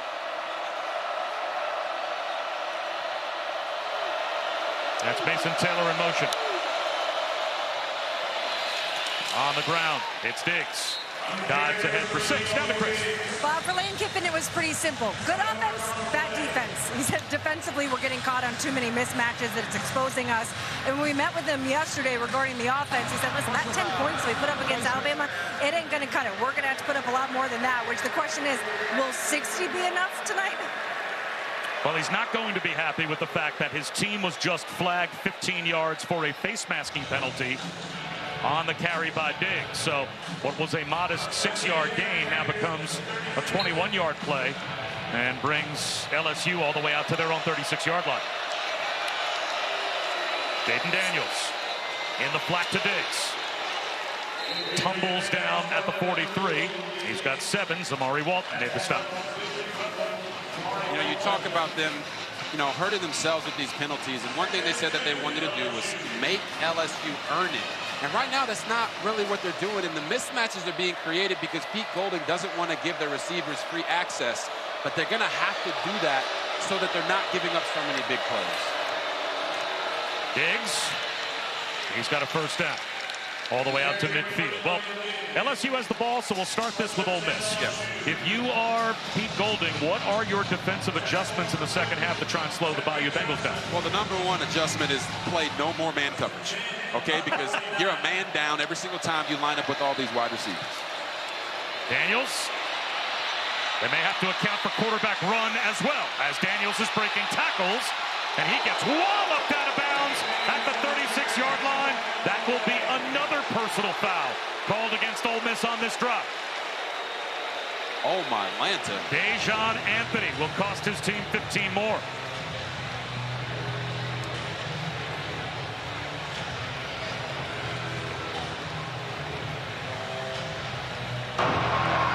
After the play was over, personal foul, unnecessary roughness, late hit out of bounds. Number 3 on the defense. 15-yard penalty will be added to the end of the run. First down. Dejon Anthony is the same one who got the big hit earlier in the game that caused the fumble. But when the quarterback is already out of bounds, he stepped foot, 2 feet out of bounds. Second one's about to come down. You cannot make that hit. Pull off. It's hurting your team. Right now, Ole Miss is doing everything the wrong way to start the second half. Logan Diggs downhill, barreling inside the 10-yard line down to the 8. First and goal. He took Kyrie Coleman for a ride. That is one thing that Logan Diggs can do. You see them cut the defense with the blocking scheme. He lowers his pad level and falls forward. He continues to do that the entire game. They go right back to him. Nowhere to go that time. into a pile-up at the 7-yard line. Cedric Johnson was there to make the stop. And you asked the question of what should Ole Miss's defense do? We talked to Pete Golding. He said he was going to do a little bit more drop 8 to keep eyes on the quarterback and also not put his DBs and safeties in bad situations. I'd like to see him do that again here. He's had a tendency to play more man in these crucial situations in the red zone.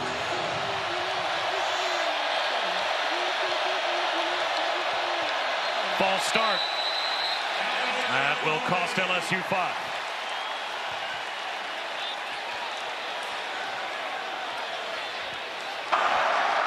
False start. 72 on the offense. 5-yard penalty. Still second down. That's Garrett Dellinger called for the false start. That's the first LSU penalty. And we saw what happened in the first half when Ole Miss and or LSU got into the red zone. They had penalties that pushed them back. It prevented them from being able to score touchdowns. You know, one thing that Pete Golding told us is he wants his team to be fast, physical, and smart. Right now, they've been fast and physical. They just haven't been smart, and some of that's also starting to trickle over to LSU and that offensive line with that false start penalty.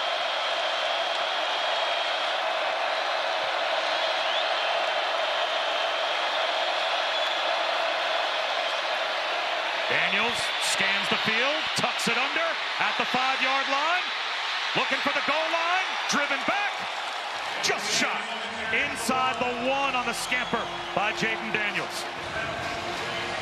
And they're going to line up quickly to get set at the 1-yard line. Josh Williams to the right of Daniels, but we have an injured Ole Miss player, and there is frustration from the LSU offense.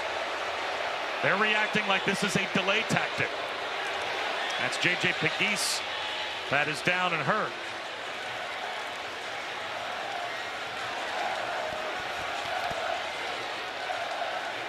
I can understand LSU's reaction, but I don't know that J.J. Pegues is a player that at the goal line Ole Miss would want off the field.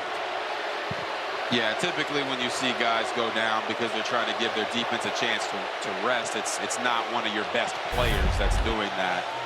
But you're going to see J.J. Pegues right here take a knee. You know, maybe he got hit somewhere and needed to catch a breath. I don't know. Sometimes there's that delayed reaction. He's in the trenches right there. They're fighting. Maybe he got kneed in the crotch or something. Who knows? Right. Who knows? Who knows? I don't know. I don't think Brian Kelly is buying that potential argument. He's definitely not, and he's certainly not listening to us right now. But they wanted to get back on the ball and run the play right there so they could catch Ole Miss's defense while they were reeling. And there's a massive difference with Jaden Daniels in the way that he runs compared to other athletic quarterbacks. His quick twitch is eerily similar to a guy that I had the opportunity to be a teammate with in Lamar Jackson. He can really make guys miss inside of a phone booth. The quarterback sneak with a push for Daniels from Josh Williams behind. No signal yet. That is a touchdown for LSU.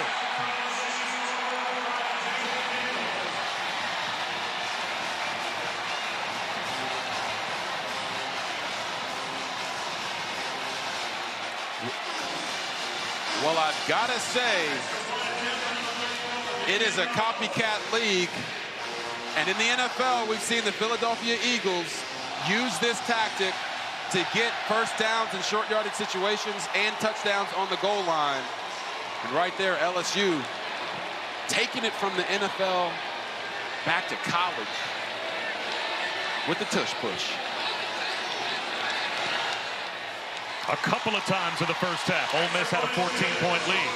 LSU now takes the lead for the first time, 35-31. Another long touchdown drive. 8 plays, 85 yards, and Jaden Daniels got it done with his legs. Yes, he did. You see the quickness there. Then they get down to the goal line, and they pull out the tush push. And that's not the nickname I gave it. That's what the Eagles call it. Touchdown.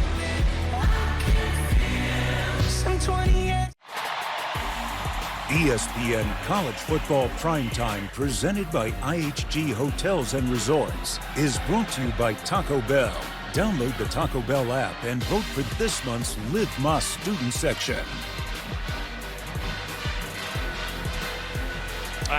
celebration as Eli Manning was back with David Cutcliffe and the rest of the 2003 Rebels honored for their 20-year reunion. They won the Cotton Bowl that year, and they shared the SEC West title with an LSU team that would eventually win the national championship. So great to see Eli back in Oxford as we go back to Matt Barrett.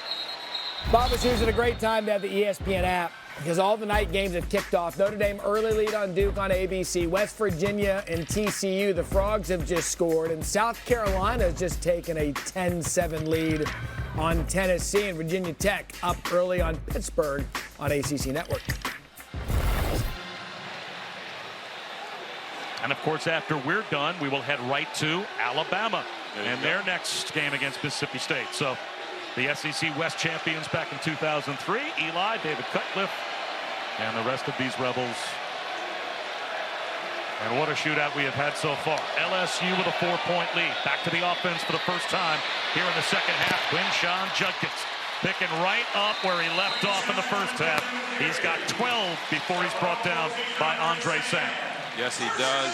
A little inside zone action there. And you know who would make very proud is the guy we saw last night at the Square, Charlie Perkins, the man who gave Eli Manning his very first snap in college. It was great to meet him. He was having a good time. Judkins again, this time only a yard. All right, how about an LSU defensive adjustment to try and slow down the Ole Miss offense? Well, you've already seen the first two plays here. LSU's defense is simply just getting run over at the point of attack. Something that their defensive coordinator, Matt House, did not think could happen in this game because they looked at Ole Miss's offensive line as a weakness. So far today, it's been a strength, and it set up the play-action pass for everything that they're doing in the passing game. Trey Harris with a drop and took a hit and squared off with Omar Speights after that hit, 3rd down and 9. So you talked about how bad Ole Miss was at Alabama on 3rd downs, 3 for 14, and it was because they were in these types of situations. A drop here or there in a spread offense like this one puts you behind the sticks and hurts your offense badly. Blitz coming. Catch me. Pre-scoring with a first down. Carrying tacklers into plus territory. And that's a plus right there from Jackson Dart. You get pressure right up the middle. You throw it to the vacated spot from where the guy that blitzed, and now your offense is rolling again. Here goes Judkins, and the quick pace of Ole Miss, I think, trapped LSU with 12 on the field. Illegal substitution on the defense. 12 players on the field for the ball snap.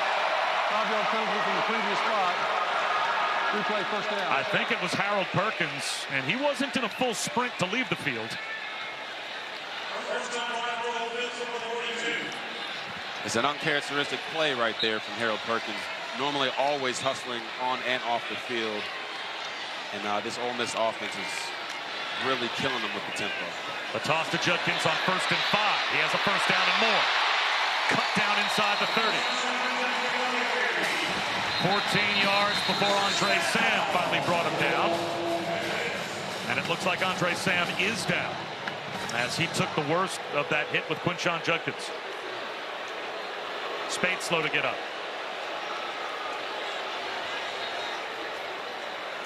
So Omar Speights, who had been out with a hip flexor, he limped off the field, and Andre Sam is still down, surrounded by the LSU training staff. So a couple of players on the back end of the LSU defense hurt on this play. Yeah, you're going to see the hit.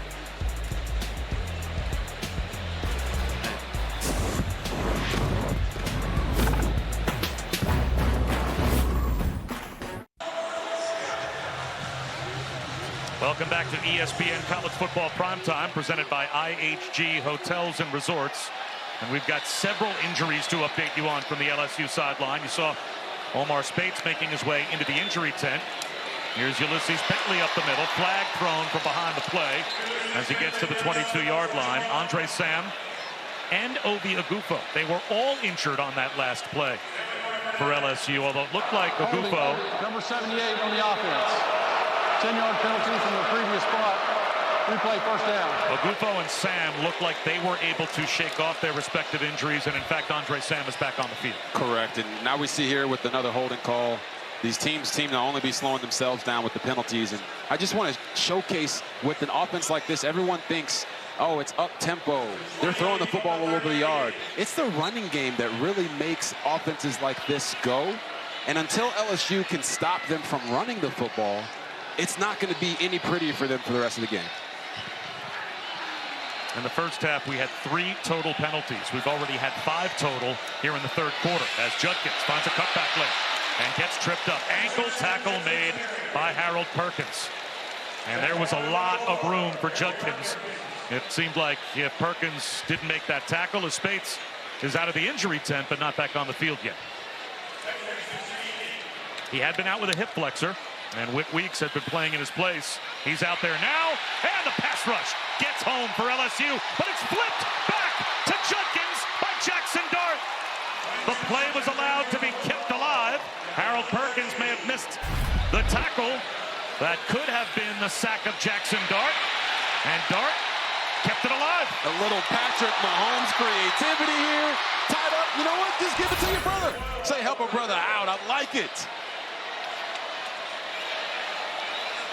So Harold Perkins couldn't get Dart down, and it's 3rd down and 12.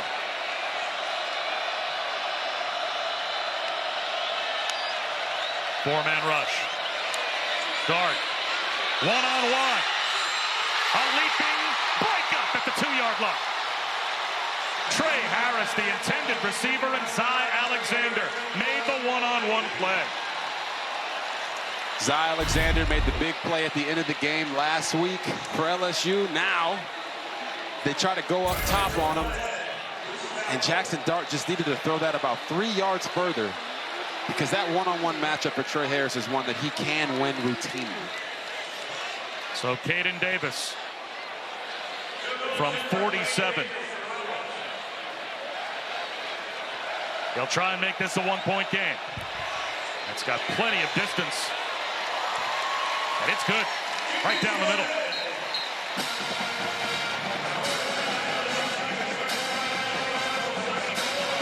(35-34). And next week, our Monday Night Football matchup features DK Metcalf and the Seahawks squaring off against Daniel Jones and the Giants at MetLife Stadium.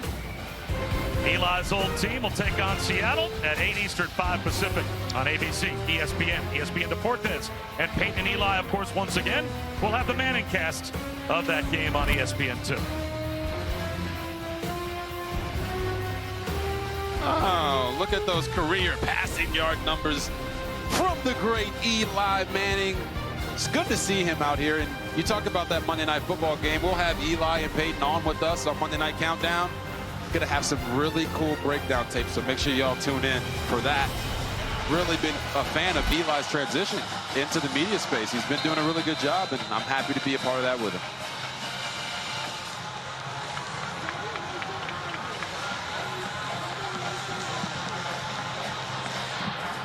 Line drive kick for a touchback. As Davis puts it through the back of the end zone. So it comes out to the 25-yard line for LSU. And let's check in with Matt Barry. Gentlemen, something we could all get behind, the All-State Good Hands play, and we give it today to Finn Hogan. How about Bowling Green taking it to Georgia Tech, and Hogan, our All-State Good Hands, the play. Please tell me you did City Grocery last night. That's all I ask. Do you really have to ask the fat play-by-play announcer if he went to City Grocery last night? Oh, we definitely went to City Grocery. Oh, that's a given. Mason Taylor gets this drive started with a 5-yard gain. I mean, shrimp and grits when you're in Oxford. I don't get that in Jersey. Let's put it that way. Well, Bob, I've got to maintain this. When in Rome. I got to maintain this physique just in case your Jets call. So I had some salmon, and it was phenomenal. Another button hook. And that should be good for a first down to Malik Neighbors. Forward progress gets him past the line to gain. His helmet pops off at the end of the play. And let's see if he is allowed to stay in the game. No, he's going to have to head off the field, as that play was not whistled dead yet. I got to be honest, Bob. The defense definitely took his helmet off on purpose. That's one way to get one of the best players in the country off the field. But the rest need to pay attention to that next time.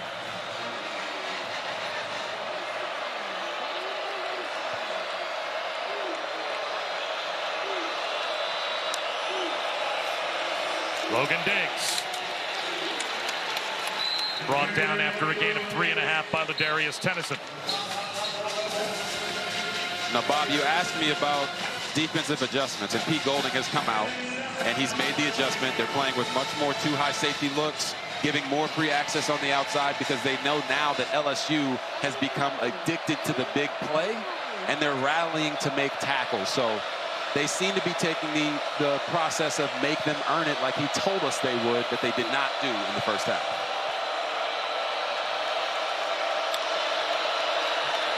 Diggs breaks a tackle, has a first down. Closes in on midfield. Ladarius Tennyson had a chance to bring him down near the line of scrimmage. Eventually, Sistrunk made the stop. Yeah, and if Ladarius Tennyson didn't make this at least stumble Logan Diggs there was no one there on the defense to stop him running from a touchdown down the sideline. Daniels scans the field. That's a long check down to Brian Thomas Jr. And he's got 2 yards to the 50-yard line.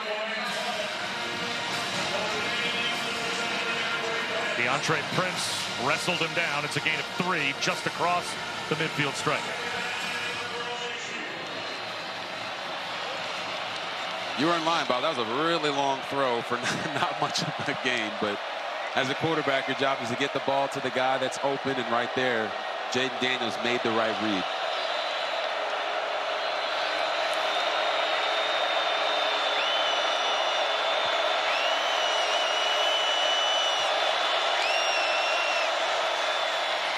Neighbors broke 1 tackle, but could not get away from DeMarco Williams. So it sets up 3rd down. 3rd and 2 for LSU, just inside the 45 of Ole Miss. And you're seeing Ole Miss's defense try to change the picture right now on Jaden Daniels, having the nickel back up and come forward. But when you give easy access throws like that to Malik Neighbors, Jaden Daniels is disciplined enough to just throw the ball to the guy that's wide open and not force anything. He's got to continue to do that here on 3rd and 3. Neighbors in the slot left, Brian Thomas Jr. wide left. Same side of the field. That's the way that the quarterback looks, and why not? Pitch and catch first down to Malik Neighbors. Every single time that Ole Miss loads the box and goes one-on-one on the outside, LSU is absolutely abusing them.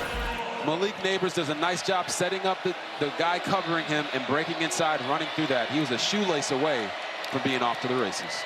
Once again, the 2 big receivers side by side to the left of Daniels. He runs right instead. Down the sideline.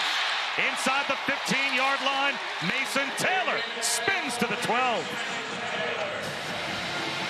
Jaden Daniels has now converted 21 of his last 22 through the air. And he's showing you the full bag. Right here, he sees the corner come off. Mason Taylor, who's been a little banged up this year, can still make plays for this offense. And Jaden Daniels is finding everybody when he's supposed to, just like that.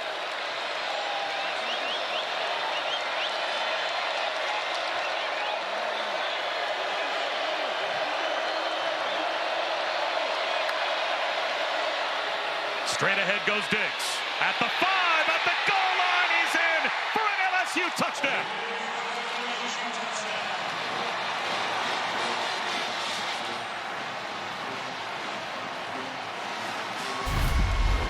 An even 100 yards on the ground now for Logan Diggs, and that's his 2nd score. Yep, just another inside zone run. Nobody really gets hands on him until he gets about to the 3-yard line, and he's too powerful, too strong. And right there, he's saying, "Can you dig it?" It's another 75-yard touchdown drive in this game. Right now, for Ole Miss, they can do no right. When they load the box, they're hitting them outside in the passing game. When they go light box, they're running it right down the throat with Logan Diggs. It's still a 1-possession game, but now it's LSU, their largest lead, up to 8 with 3:41 to go in the 3rd. Well, a reminder, the NFL London games kick off tomorrow morning at 9:30 Eastern. 6:30 a.m. Pacific, exclusively on ESPN+. If you have not seen Bijan Robinson in an NFL uniform yet for the Falcons, guess what? He looks like he did in college. No one can tackle him. Trevor Lawrence and the Jaguars, of course, the opponent at Wembley Stadium, and they're not just playing in London. They'll be playing in Andy's bedroom, too. That's right. It will transform into the world of Pixar's Toy Story, with the NFL players becoming the characters, competing in real time. It is fascinating to watch. Toy Story Fun Day Football available Sunday morning at 9:30 a.m. Eastern, 6:30 a.m. Pacific on ESPN+ as well. So if you have a little one and you want to intro them to football, what better way to do that than the Toy Story football game opposite? Maybe you can have one device, they can have the other. Get them both going tomorrow morning at 9:30. Listen, I'm a girl dad of 4, and I am certainly going to have my daughters watching that Toy Story broadcast to infinity and beyond. Nice job. Thank you, thank you, thank you. Out to the 25-yard line now for Ole Miss. And now Jackson Dart will need another answer, as this is a punch-counter-punch game. And you wonder which defense is going to step up and get the big stop needed first. Yeah, right now it does feel like LSU's defense is slowing down the Ole Miss offense. And I think it just has to do with Ole Miss hurting themselves as they're driving the football down the field. You want to play clean football. They got to do that on this drive if they want to, not allow LSU to keep climbing this lead. Toss to Bentley. Speed to the edge. Tiptoes down the sideline. He's got a first down. Just a 14-yard bolt right to his own bench. And bolt is the right word, because when we talked to Lane Kiffin and Charlie Weiss Jr., they said Ulysses Bentley has that long speed, and he's a great change of pace back. Oh, nice jump cut in the backfield by Bentley. But he's got nowhere to go. He ends up going east-west. He shook away Harold Perkins, but Major Burns was there to bring him down for a loss of a yard. Yeah, Major Burns has been all over the field. And he was a guy coming into this one that Ole Miss felt like they could take advantage of in the passing game. But you got to actually be able to throw the ball and be in good down and distances to take advantage of that. And right now they haven't been in the second half. Play action for Dart. Avoids a sack. He'll take a shot into double coverage. Incomplete. Hoping for Dayton Wade. And now it will be 3rd down and 11. Dayton Wade's actually played really well today. He's a space eater, I like to call him, at the receiver position. A guy that can, when he gets the ball in space, he's special. But right there, you kind of saw that 5'9" height show up. Right at the first down line to gain his pre-score. And he reaches the ball out, and it's a big 3rd down conversion for Ole Miss. Yeah, it feels like we're calling Caden Prescorn's name a lot on these 3rd downs. They believe that that is the matchup for them at the tight end position to move the chains, and they've exploited it all day long. Judkins tripped up. Another tackle for Harold Perkins Jr., who is starting to show up more and more as this game wears on. And so is this defense. I talked about it. They have to shut down the run, make Ole Miss one-dimensional, put them in 3rd and longs. And, the fact of the matter is if you have 5 3rd and 10s, you're probably not going to convert all 5 of them. And that's what they're betting on. They are smothering the run game right now on this drive. But Jackson Dart's doing a nice job doing it with his arm. Judkins. Another ankle tackle, this one courtesy of Savion Jones. 5-yard gain. 3rd and manageable, though, for Ole Miss. 3rd down and 4. They have been terrific on 3rd down tonight. Yeah, and Lane Kiffin told us the last 3 games they've been horrible. The numbers speak to it. Tonight, that's why they have so many points. Straight ahead goes Bentley, but Major Burns, joined by Whit Weeks in the pile near the line of scrimmage, limits the gain to 2. So now it's 4th down and 2 at the LSU 42. And slow to get up on the play is Reese McIntyre on the offensive line for Ole Miss. So the trainer's out to take a look at McIntyre, and that extends the decision time for Lane Kiffin. You have to think he's going to go for it. Yeah, he's going to go for it. And I talked about it before. We looked at those numbers for what they're doing on third down.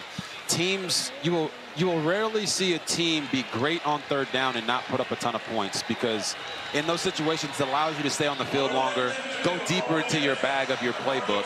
So here on 4th and 2, you know, I've always talked about giving the quarterback a run-pass option.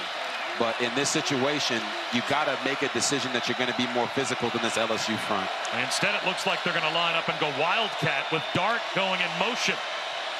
Judkins takes the handoff. Very close. It looks like by a half yard, he was able to pick it up. It is a first down. 4th down and 2 in the direct snap. So Quinshawn Judkins gets the job done. You know, Bob, it's not very often that I say that me and Lane Kiffin are on the same wavelength of brain thinking. But right here, they said we're going to be more physical than you. We're going to run right at you and get this first down to send a message, not only to your defense, but also to our team. This is going to be a great finish. As the third quarter winds down. Another toss to Judkins.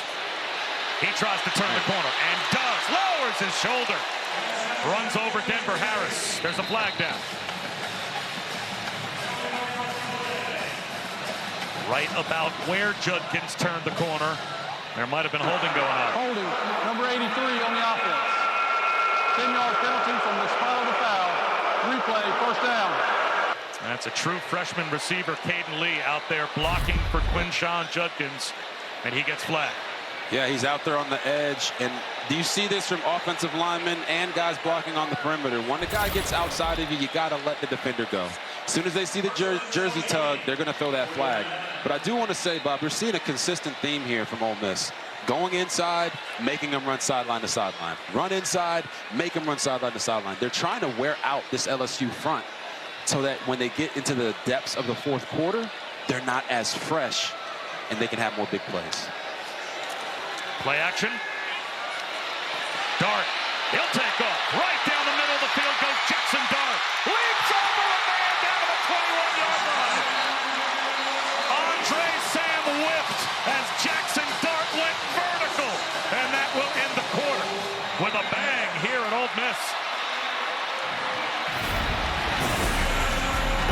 Hotty-toddy for Jackson Dart. And look at him. He makes the decision to pull it down and run. And then he looks like me with the hurdle over the defender in the middle of the field. You absolutely gotta love it. We're all about the WNBA playoffs.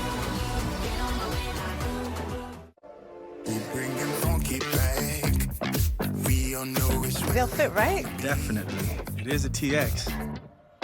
Hey, Lexus, take me to 2121 Douglas. Finding new ways to flourish along any avenue is how we turn roads less traveled into roads best traveled. Find more space to thrive with the first ever Lexus TX.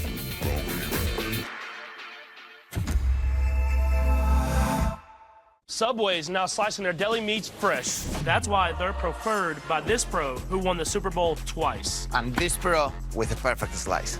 And if we prefer it, we know America will too. What about the Spaniards? And I guess Spain.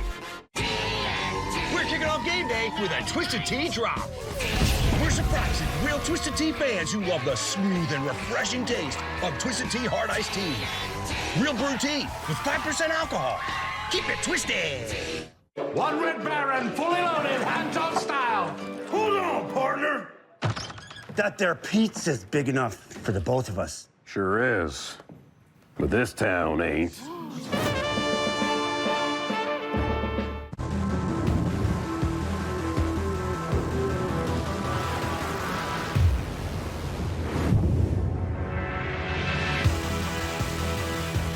Luna Rosa Ocean, the new eau de parfum by Prada.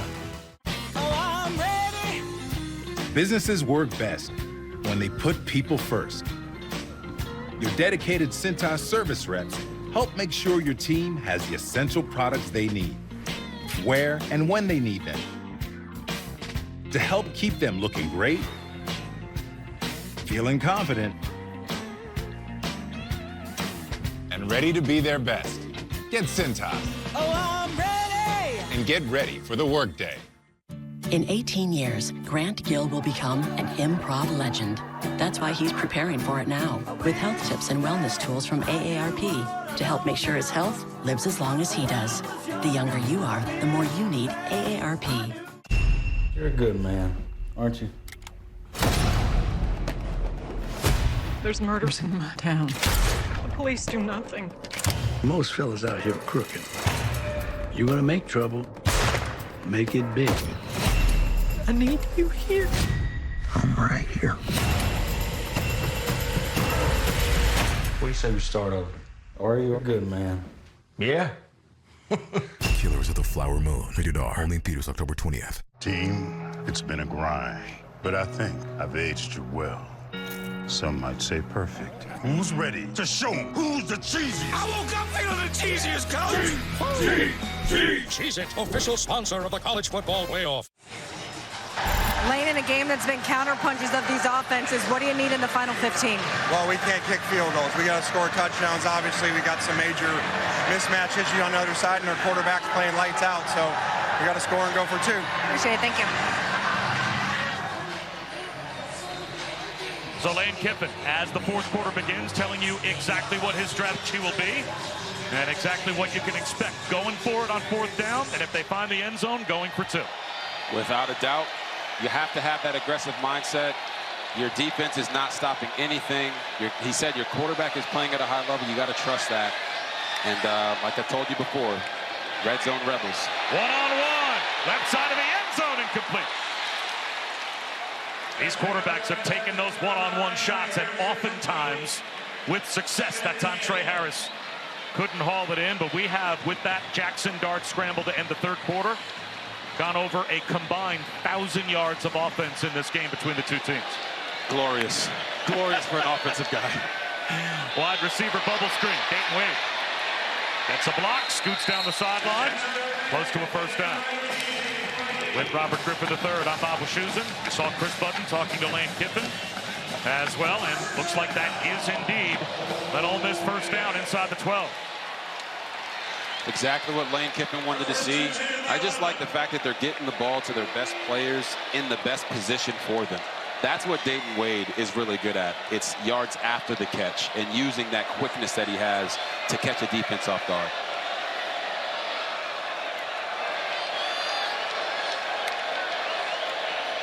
Judkins at the 10. Judkins at the 5. Powers his way to the goal line. Is he across? Yes! There's an Ole Miss touchdown.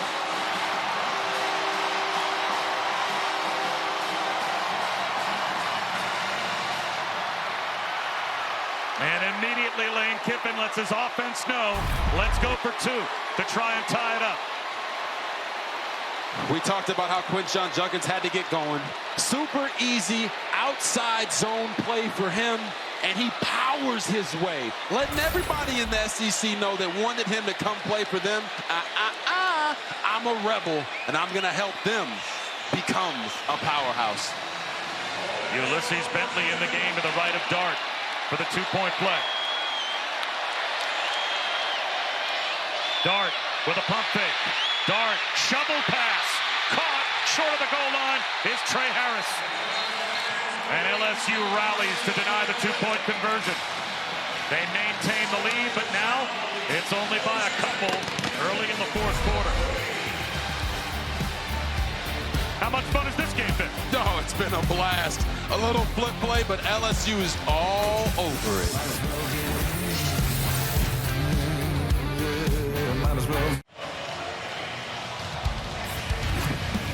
It is rocking here at the Vaught as you are watching the SEC on ESPN.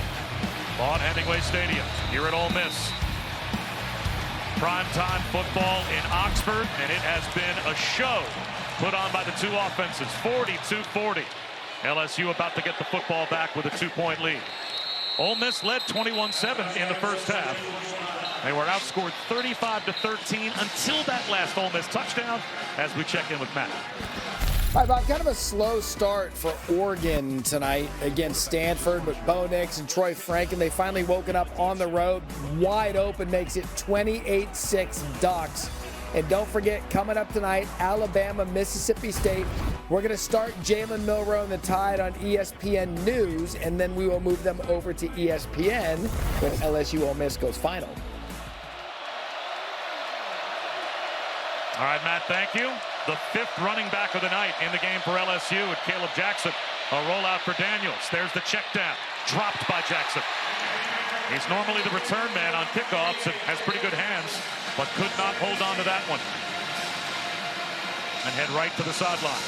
Replaced by Logan Diggs. That's usually what happens when you come in and you put a stinker of a drop out there. He did outflank the defense very quickly. You could see the speed, but they're going to go with the guys that have been the hot hand for them. And Diggs has certainly been cooking all day long. Seems like that's the only way we'll see a Jaden Daniels incompletion. As if someone drops the ball. That's how good he's been.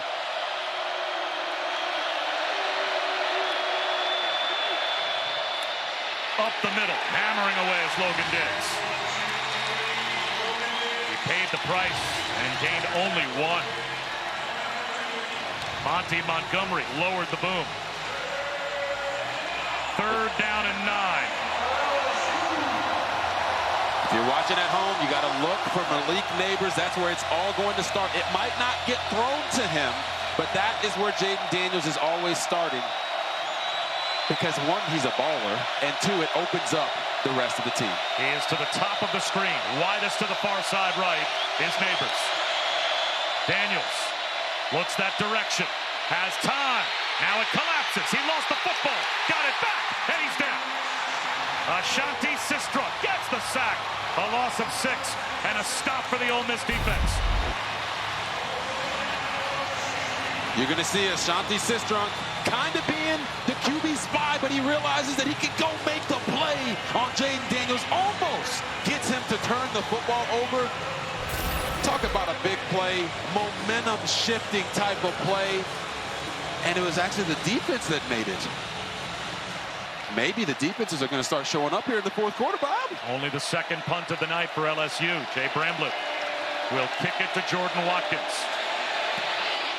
Barely gets it away and gets knocked down. Flags come out. Watkins on the return for the 32-yard line.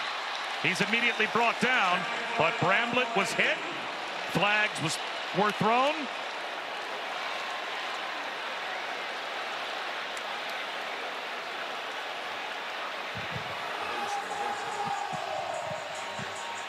Rafe Vinson ran into Bramblett. Now the call.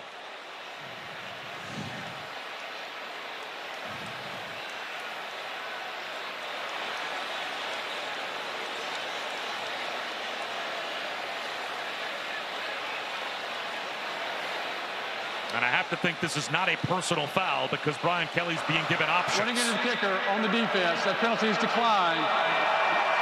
1st down, Ole Miss. So only running into the kicker. That avoids disaster for Ole Miss. That would have given the ball back to LSU. Oh, man, Ray Vincent is the happiest man in the world right now.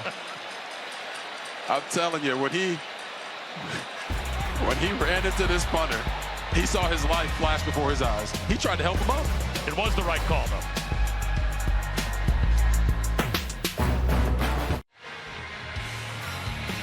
ESPN College Football Primetime is presented by IHG Hotels and Resorts. 18 hotel brands, 1 loyalty program. Download the app.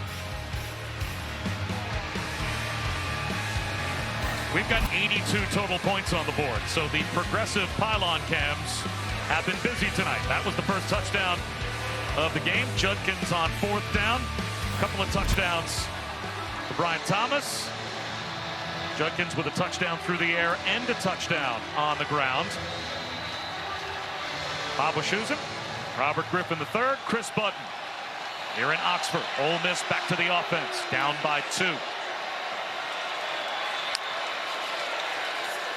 They fake the toss. Sidearm throw to the sideline, broken up. That was a good read by Zy Alexander. He jumped the route of Jordan Watkins. How about this, RG3? 40 points on the board tonight for Ole Miss. This is their best starting field position. Wow. At their own 34-yard line. So they've been workmanlike today is what you're saying. Bentley finds a cutback lane. Jukes another man. He's got a 1st down and more. all the way out to midfield. His tackles continued to be a problem for the LSU defense. Man, Ulysses Bentley is seeing it so cleanly right now. Watch how he knifes through this line, makes a guy miss. He's making the moves before they even know he's past them. Bentley again. 7 more yards on first down. That time Major Burns did make the tackle. I had a conversation with Bijan Robinson, and he talked to me about how, you know, some guys wait till they get to a guy to make a move, whereas he would make the move 3-4 yards away, and the defender wouldn't even know that he wasn't going to be where they thought he was going to be. And that's what I'm seeing from Ulysses Bentley right now. Judkins met and dropped at the line of scrimmage. Aggressive move by Sage Ryan. A loss of a yard. You've seen Ole Miss go to that toss play a couple times. They tried to do a play action off of it, the one that Jackson Dart threw sidearm that was incomplete. It's been an effective run for them because it's getting them out on the edge quickly. Right there, LSU knocked it out. 3rd down and 4. Becomes 4th down and 5. Judkins drops behind the line. Mason Smith with terrific penetration. And Harold Perkins Jr. is down. Oh, man.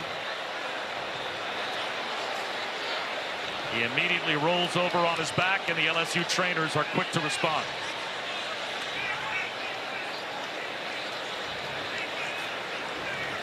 So an injury timeout. A player that RG3, you said, might be the best defensive player in the nation, down and hurt. We'll check when we come back.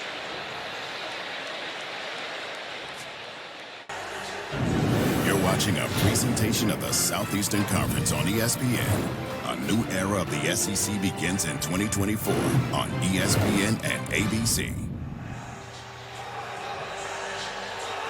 LSU fans breathe a sigh of relief. It looks like Harold Perkins Jr. is just fine.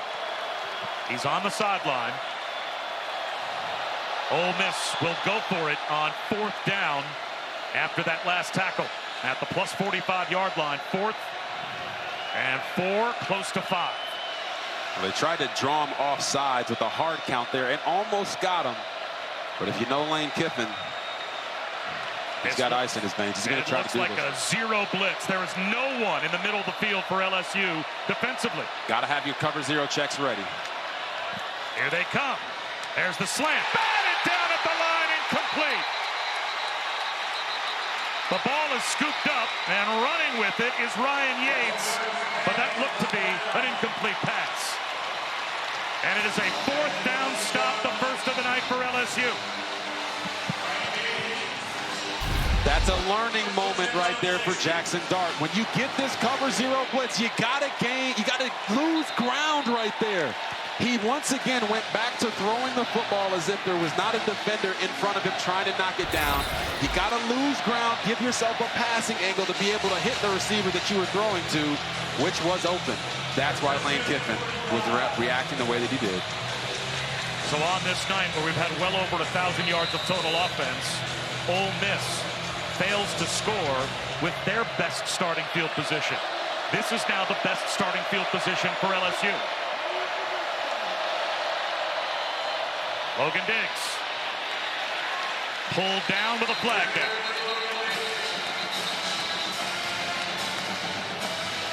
A heck of a tackle by J.J. Pegues, but he's still down again.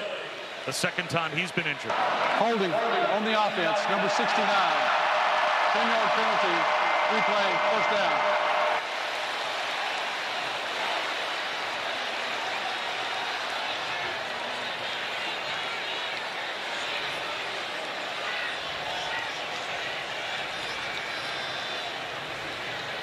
So Akilo Stone is set to come in for Pegues as we step aside. Another injury timeout.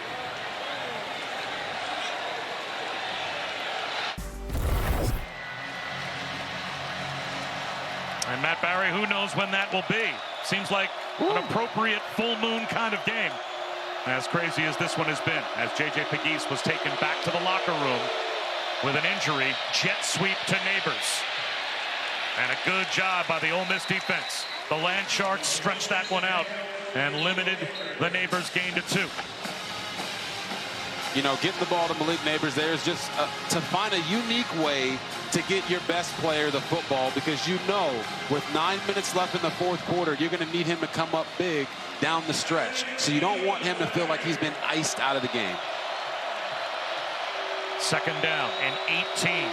Three-man rush. Daniels to the sideline. Close to the original line of scrimmage. Run out at the 44 by Isaac Ukwu. A gain of 7. And we almost had a genetic situation there with Isaac Ukwu. He did a nice job of making sure he could get Jaden Daniels to the sideline, because I can only imagine he didn't want to be in open space with a guy as elusive as Daniels. Third down and 11. Once again, looking for Malik Neighbors. He's at the bottom of your screen in the slot, I believe. Over the middle, crossing route. Kyron Lacey breaking tackles. A first down, well inside the 35-yard line of Ole Miss. That's what happens when you have guys like Malik Neighbors and Brian Thomas Jr. It's the third or fourth guy, Kyron Lacey, who his coach said is one step away from being another guy, and he's showing you his skills on full display tonight. This might be a free play. Jaden Daniels, he's going to take a shot. Why not? It was a neutral zone infraction. The catch made by Brian Thomas. He's got another touchdown.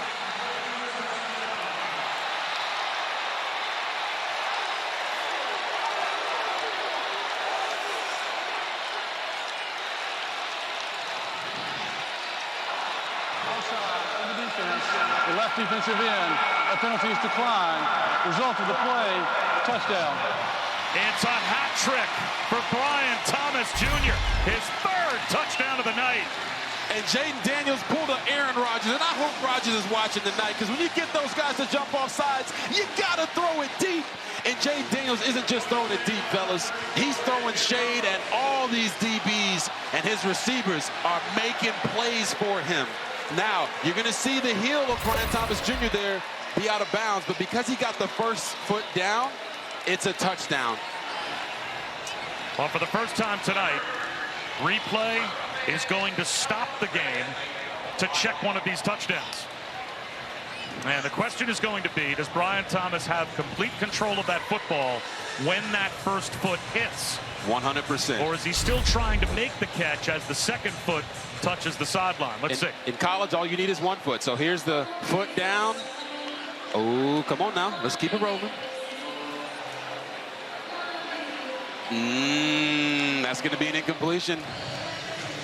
That's a good question. That's going to be an incompletion, because that first foot is down, but by the time he gains control, see, 1 foot down, it still doesn't have control. Now he has control, kinda, and he's got that other foot out of bounds. So I retract that statement.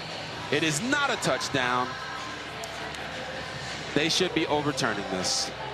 Once again, it looks like a catch, but he still doesn't have possession of the ball. Now he has possession of the ball, and he's rolling out of bounds. So that is the question for the replay booth as well. Their judgment is going to have to be, when does he finally have firm control of that football? And does he have enough control when the left foot hits? Because clearly the right foot goes toe to heel and lands on the sideline. That back foot's out of bounds. Yeah, I would think anyone with eyes could be able to tell that the ball's still moving around a little bit, and he doesn't have complete control until he's already out of bounds.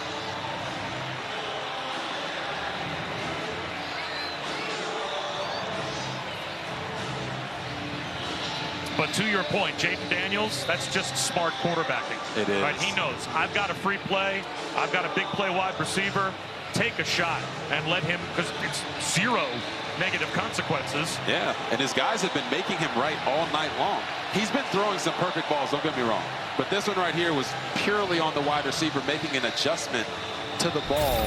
And when you're a quarterback, you're going to feel confident to let your receivers go up and make plays for you in those types of situations. Well, now we're about to get the official ruling.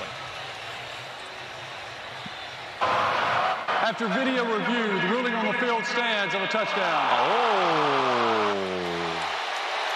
Wow. Well, I got to say, I completely disagree.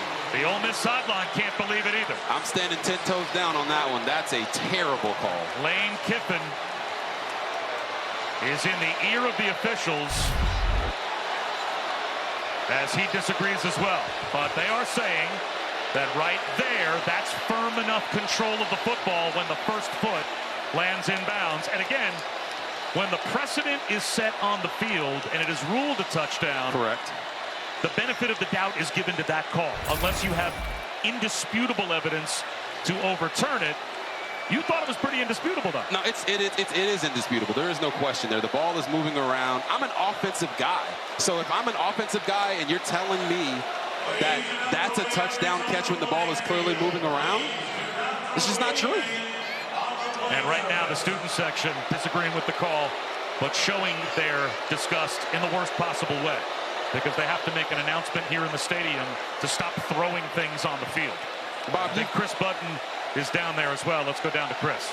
Ryan Kelly's irate because they were lined up to play and beer cans, full water bottles being hurled at their players.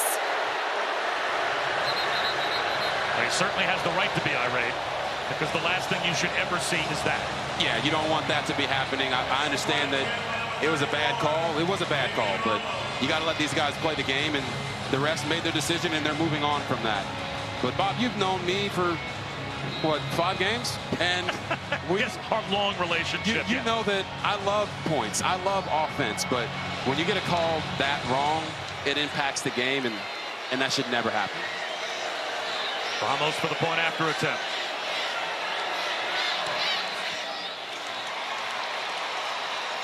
And that's a big point,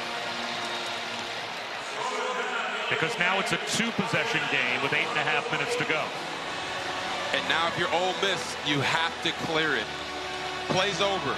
They rolled it a touchdown. Move on, move forward, get your offense back out there on the football field, and go try to make it a game. Go try to get back in this bad boy. It is a 2-possession game, but all you can control is what you do on this next series.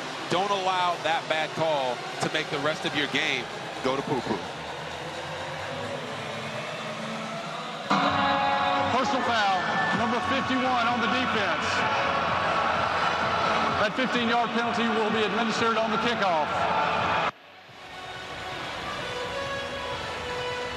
So Xavier Harris is called for a personal foul, and will have LSU kicking the ball off from midfield, on top of the fact that they now lead by 9. You watch number 51 right in the middle of the screen, and that is a punch thrown.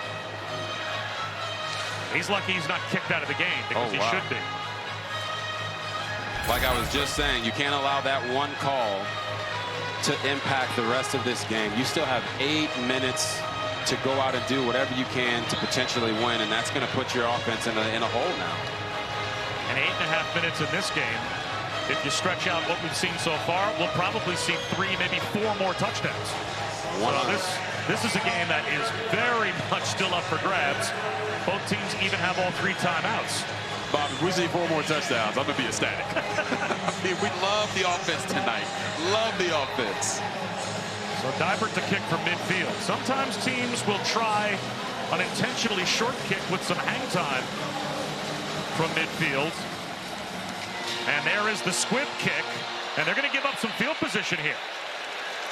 That did not work the way LSU intended. You don't want to kick off from midfield and then have Ole Miss end up with the football at the 35-yard line, as Ladarius Tennyson with a good scoop. What are you doing? I understand that kicking off from midfield can be tougher for your kickoff specialist, but my God, doing a squib there, you just did Ole Miss a favor.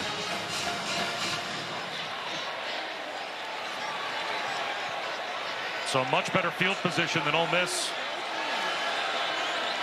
You would think they would end up with at their own 35-yard line. But now they're down by 2 scores with 8.5 minutes to go.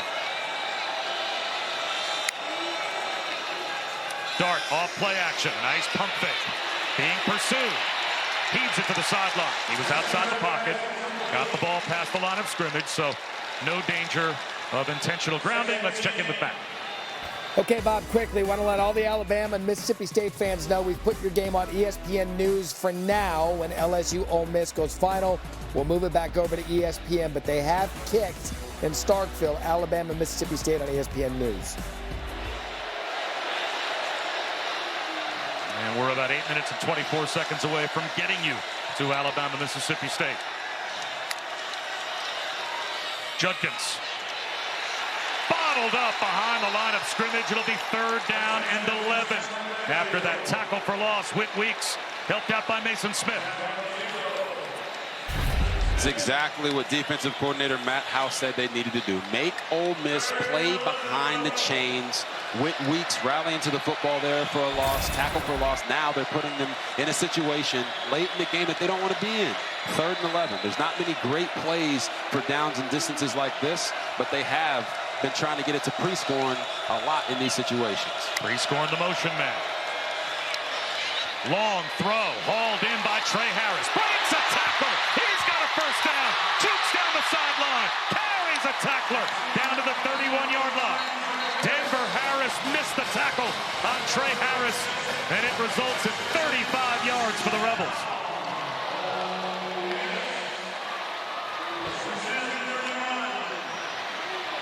Bubble screen. Again, it's Dayton Wade. Flag thrown. He picked up 11. But once again, this might be holding out on the edge. Prescorn was out there to block for Dayton Wade. Holding, number 86 on the offense. 10-yard penalty.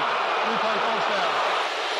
We've seen that a couple of times, Robert. The hold in the open field's tough to disguise when you're blocking for the bubble screen. Yeah, they are, and you're going to see it right here. Prescorn, really, he might have blocked him too good, Bob.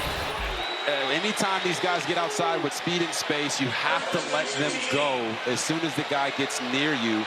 Otherwise, they're going to see that little jersey tug that they talk about, and they're going to throw the flag. A spot foul, so it nets 6 yards on the penalty. 1st and 16 for Ole Miss. You want to try to get half the yards back here. They run it with Judkins.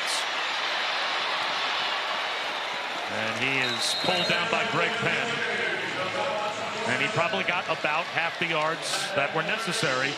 And of course, down by 9, 6:42 to go. As aggressive as Lane Kiffin is, might be 4-down territory anyway. Oh, 100%.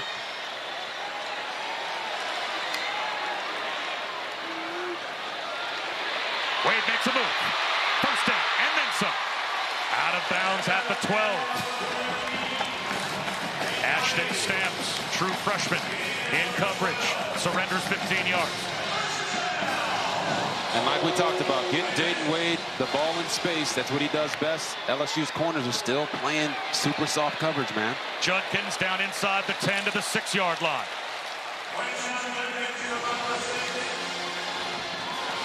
Same personnel stays on the field for Ole Miss, so LSU cannot substitute defensively. They got a one-on-one matchup to the top of the screen. Instead, it's Judkins. It's a 1st down. He's down to the 1-yard line.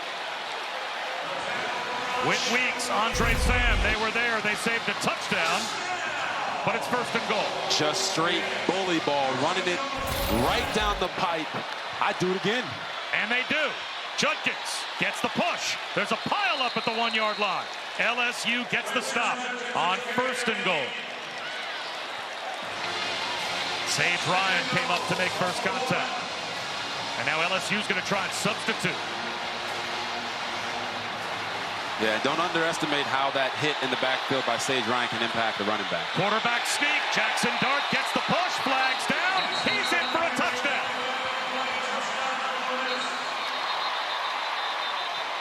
I think LSU again had too many men on the field trying to scramble guys off and on, substituting without Ole Miss substituting.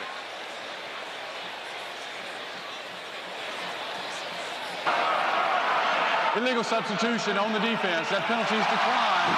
Results of the play, touchdown. So there is the touchdown for Ole Miss. 5:06 to go. And they will now try the point after, as they're down by 3. And here's the touchdown. Just a quarterback sneak. They tried to bring in a little... I heard that it's not the tush push anymore, guys. I heard it's called the brotherly shove. So they tried to get Prescorn to get in there and do that for Dart, but he didn't even need it. Again, LSU is going to be caught with too many men on the field, but the point after attempt is good. Now, this would be a half the distance to the goal penalty. Illegal substitution on the defense. That penalty is declined. Result of the play, the try is good. And even going half the distance, there's no math for a two-point try makes sense. So they leave the point on the board and decline the penalty. 5:06 to go. What is LSU just keeps trying to play with 12 men on the field? What are they, Texas A&M?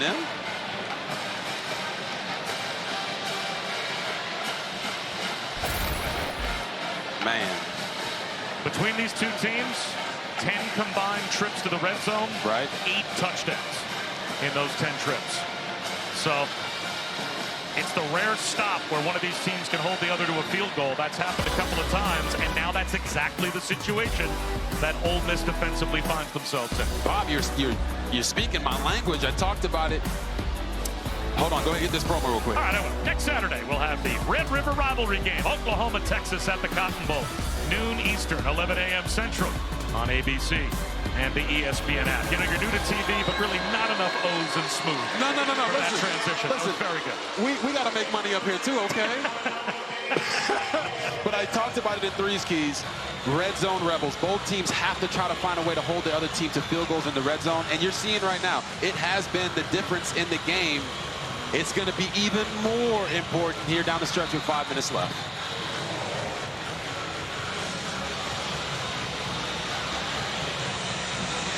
Aiden Davis with a booming kickoff. Just about reached the back of the end zone. So now the question, can Ole Miss get a stop and give their offense one more chance with the football? Or a touchdown would put the game away just about, you would think, for LSU, even if you surrender a field goal. Yeah. If you're the Rebels, depending on how much time you've got, 3 timeouts still on the board, I'd have a chance to score a touchdown and maybe win it. So a lot of different possibilities in the last 5 minutes. And I know there's 5 minutes in the game, but this is true 4-minute offense situation for LSU. You can own the line of scrimmage against this smaller front of Ole Miss with Logan Diggs at the running back spot. You don't want to give Ole Miss the ball back here. Daniels, a little pass on the flat to Mason Taylor. Near midfield before he's finally brought down by Cedric Johnson. Let's check in with Chris. Guys, Jaden Daniels is as calm as a quarterback on the sidelines as someone I have ever seen. He comes out, watches kickoff, will stand by himself in the corner of the coach's box, not talking to anyone, just standing there, embracing the moment, not a rock, just taking moments to himself. Now, he is as cool, calm, and collected as could be. He might be without his tight end now, as right. Mason Taylor hurt after that catch and run out close to midfield.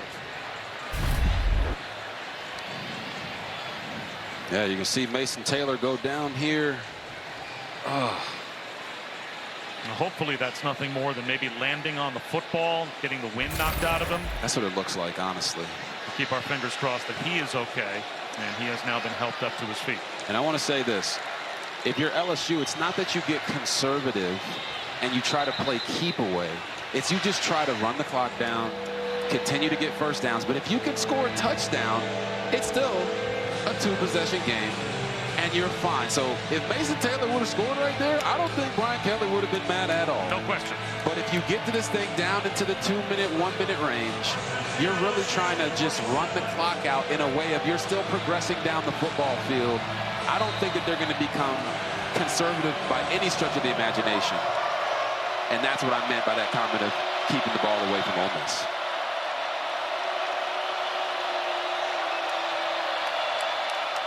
Nice fake by Daniels, allowing him to escape and cross the 50-yard line. Now, both of these teams play very high-tempo offense. Trey Washington on the hit. Trey Washington is hurt. DeMarco Williams is also hurt for Ole Miss. So 2 more injuries on this play for the Rebels. But this game has really been a war of attrition. There have been a ton of players that have gone down. The good news is most have been able to return to the game. Yeah, they have, and that was a massive hit pointer right there. For DeMarco Williams being helped up, and he is coming to the sideline with a limp. And what I was going to ask you, though, because you've made this point before, you played in an up-tempo offense in college. Correct. And you said whenever we went from up-tempo to slow, we would have problems. Yes. This is a time in the game where milking the play clock down seems to be the right thing for LSU. Would you do that, or would you keep that tempo going if you were the Tigers? LSU's tempo has not been as high as Ole Miss's, and I think they're staying true to that. They've had some look over. They've had some play clock down. Exactly. So it's just a natural way of them to look over to the sideline, run the play clock down without truly running it all the way down to 1 second every time. Daniels bluffs the snap. That time they snapped it with 27 seconds on the play clock, and Diggs dives up the middle for no gain. So not only did they not pick up any real estate, they just saved 27 seconds of time that they could have taken off the clock for Ole Miss. It's clear that Brian Kelly's focus for his coaches, he's telling them, we're trying to go score. We're not worried about the clock. We're not worried about whether it goes back to Ole Miss or not. We're trying to score. So here on 3rd and 5, I would not be shocked if they tried to get the ball to Malik Neighbors, number 8. But the guy that's really been showing up for him is Brian Thomas Jr., number 11. Those two are an amazing 1-2 punch. Look for Daniels to potentially try to get the ball to one of them. Mason Taylor is back. He goes in motion. Timeout called by LSU with the play clock winding down that time. So the Tigers use their first timeout with 3:39 to go. 49-47 with 3.5 remaining in the fourth quarter. And the fourth quarter alone has had its share of highlights. Oh, yes, it has. And here you got Quinshon Judkins making moves, running the LSU defenders into the end zone, but they don't get the 2-point conversion, even though Jackson Dart does a little Mahomes flip to Trey Harris. Big stop right there for LSU. Then they go for it on 4th down. Jackson Dart doesn't use the arm angle to get it around the DB. And then here's LSU's controversial touchdown by Brian Thomas Jr. Hey, was the ball moving? Was it not? I had my feelings, but the ref said it could not be overturned. And look at the reaction from LSU. That's a game-changing play. Well, a chance for a game-changing play here for Ole Miss defensively if they can get a stop. Neighbors in motion. Daniels on the move. He's under pressure, bottled up, and brought down. He tried to get the ball to Neighbors. Sistrunk was there first. Great coverage by the Landshark defense. And they get the stop they needed. That's their 3rd sack. Woo! You want to see a defense that's playing like their hair's on fire. Look at everybody flowing to the football. Get your hat to the ball. Don't give him an opportunity to use those sweet feet to potentially get a first down. The coverage was there. They lifted that man up to the sky like he was Jesus, letting them know they're going to put him on the cross right there. Wow.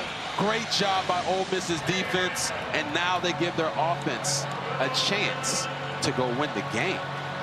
And they are letting the clock wind down. The play clock goes down to 0, and there is a delay of game flag that is dropped. Delay of game on the offense. 5-yard penalty. Still 4th down. So that'll back Jay Bramblett up 5 more yards. And Jordan Watkins will be hoping for a chance to return.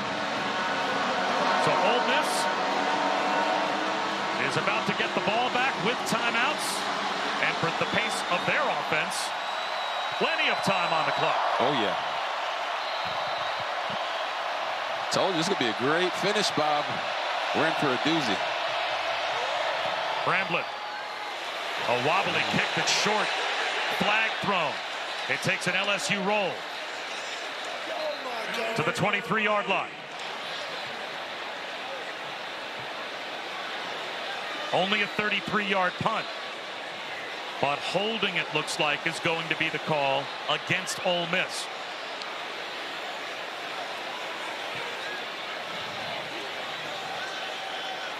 Holding on the receiving team.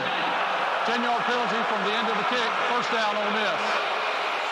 Well, going the long field hasn't been a problem all night for these offenses, but this is really going to be the long field now for the Rebels as they'll start at their own 12-yard line. Yeah, that penalty's no bueno. Pushing the offense back. Now they can score in 10 seconds. You see the guy at the bottom that they're calling holding on. Oh, wow, he almost tackled that man. Tried to put a WWE move on him. In case you're wondering, Caden Davis against Tulane a few weeks ago made a career-long 56-yard field goal. So he has a very strong leg if just getting into field goal range becomes the issue here for the Rebels.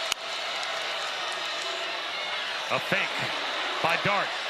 Quarterback run out close to the 20-yard line. Good yardage on first down, close to 8. No lie, Bob. They have run that run play at least 15 times tonight. And now getting Jackson Dart to go down the middle of the field is the quickest way to get them closer to a touchdown. Judkins, first down, that same alley. Exactly. Basically the same cutback into the same real estate, and they move the chains. We talk about it all the time. We learned this when we're young. Hey, the fastest way to get from point A to point B is a straight line. Well, they've been going sideline, sideline, sideline. Now they're trying to get vertical, and that's a great plan, especially with this LSU defense being tired. Judkins again. Dives across the 30. A gain of 5. And the clock rolling. 1:45 to go. Another thing that's not really being talked about or seen is the fact that LSU is giving Ole Miss a light box a lot right now. And they're taking advantage of it. Judkins almost broke it. Out to the 44-yard line. Andre Sam might have saved a touchdown. 100% he did.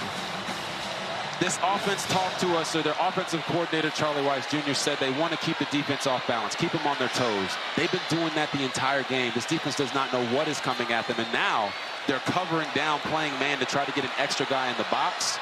That could leave some one-on-one matchups on the outside. Crowd getting a little antsy. There's Dart up the middle. Ankle tackle after only 2 yards by Whit Weeks, and that forces a timeout. But once again, Dart looked over to the sideline, and as you said, is he counting bodies and almost forced to keep the ball on the ground because of the numbers in the tackle box? Well, right there, it is a light box, but because they have 4 wide, it makes their alleys for the running back to be able to get there. They're trying to set them up for a play action off of that run play right there. And I'm telling you, watch. You see them covered down to the 3 at the top, covered down here to the receiver at the bottom. They have numbers on the inside, but some play soon here with 1 minute and 8 seconds left in the game. They're going to have to try to hit a deep shot to Trey Harris, one-on-one with his man, number 5, LaTerrence Welch, playing him.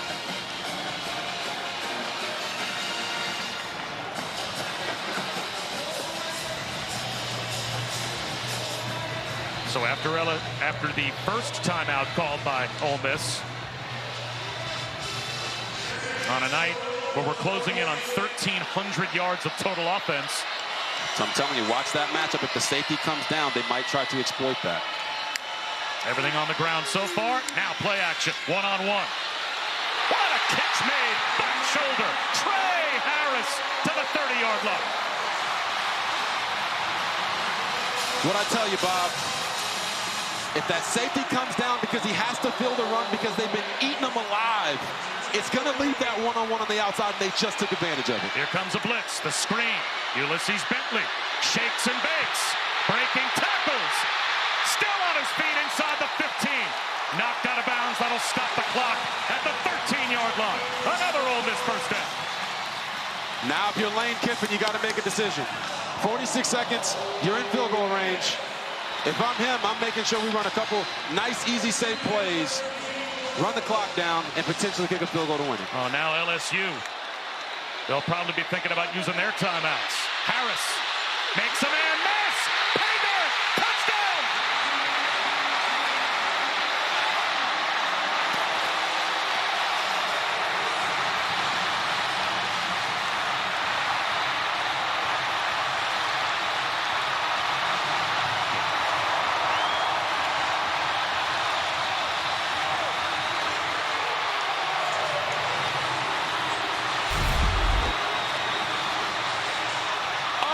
goodness. Trey Harris, you get the ball in space, you make a man sit down. He's out here doing it for all the red-shirted Miss Americas in Oxford, Mississippi. Now up by 4 to try and get the lead to 6. Ole Miss will go for 2. No problem with the decision here. No, makes total sense to go for 2 here. And now a timeout will be called from the sideline by Lane Kiffin, it appears. 39 seconds on the clock. Still 2 timeouts left for LSU.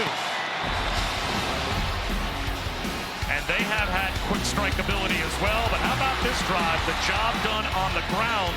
The combination of Judkins and Dart before Dart eventually takes this shot. Yes, he takes the shot, and it's because they've been able to run the football. Then they get it out in space to Ulysses Bentley, who's had an incredible game, breaking tackles, getting down the sideline. And then right here, it's just a player making a play. Jackson Dart gets it out there to Trey Harris.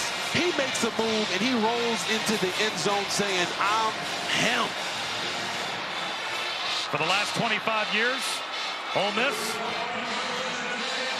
now the first SEC game with 300 through the air and 300 on the ground, and they will go for 2. 389 yards and 4 touchdowns for Dart to 4 different receivers.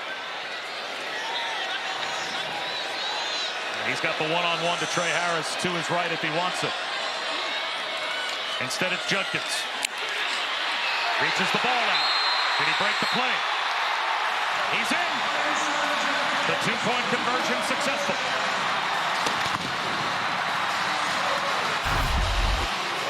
That man hitting the moonwalk like Michael Jackson. Now let's see if his knee goes down before he gets in.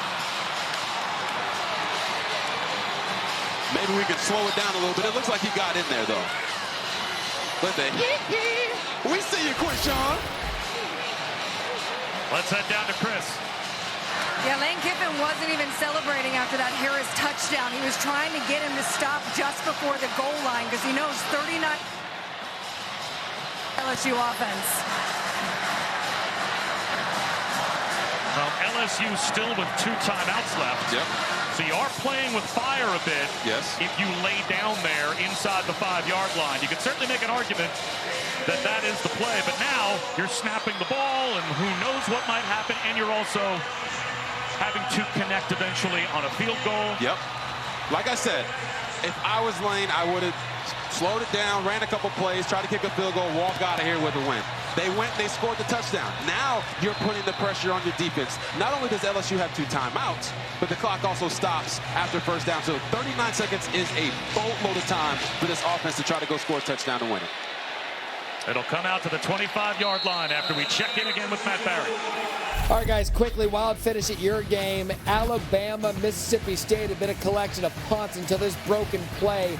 Jalen Milroe, 58 yards for the touchdown. Alabama looked as if they just scored again. Right now, though, 7-0.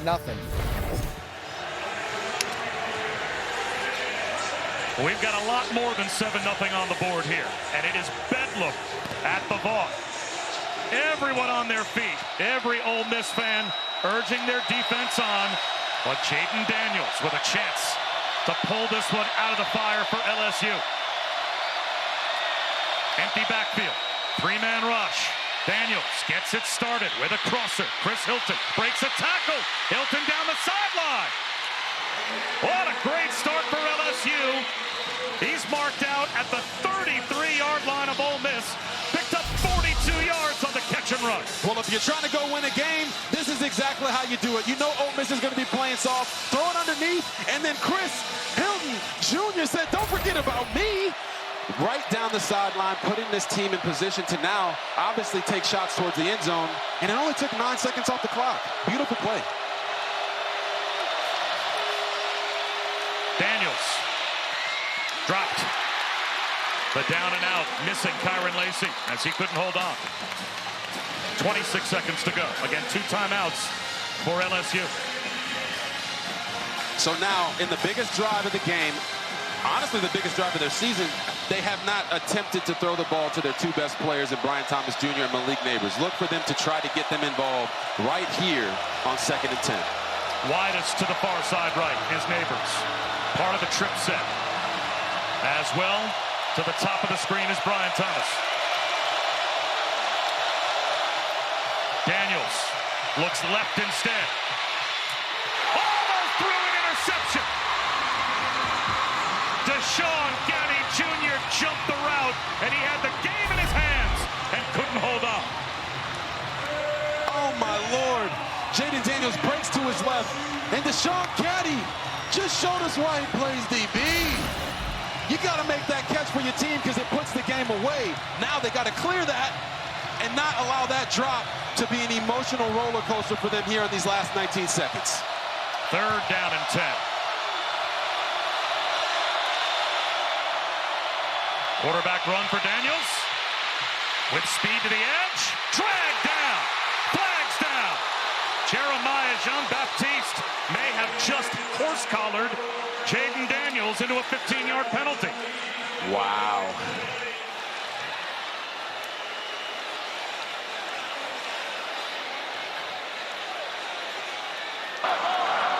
Personal foul, horse collar tackle on the defense. 15-yard penalty will be added to the end of the run. 1st down, LSU.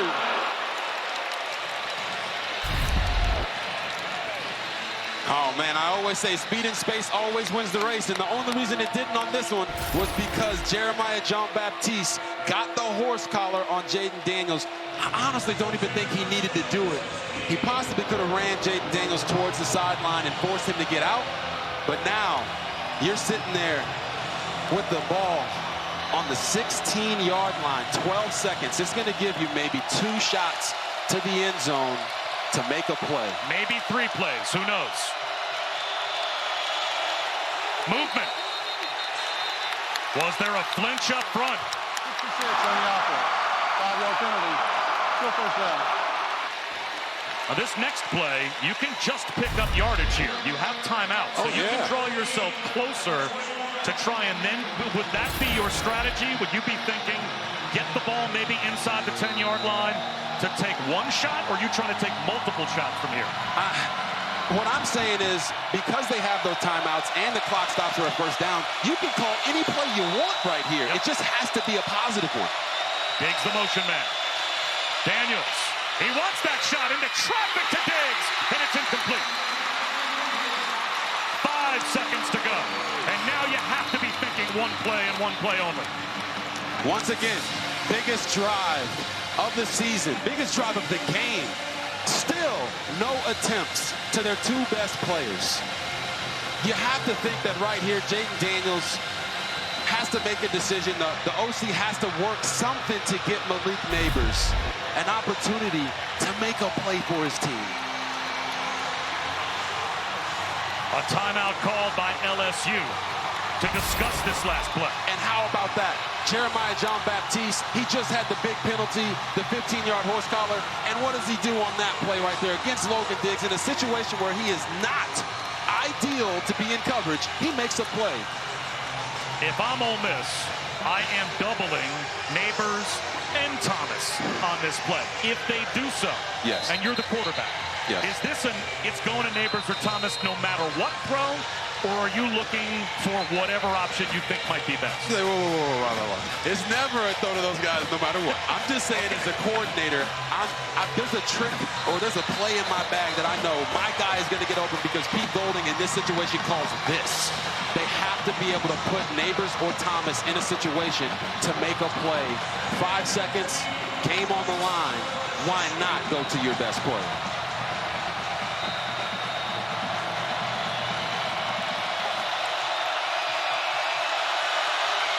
One last gasp.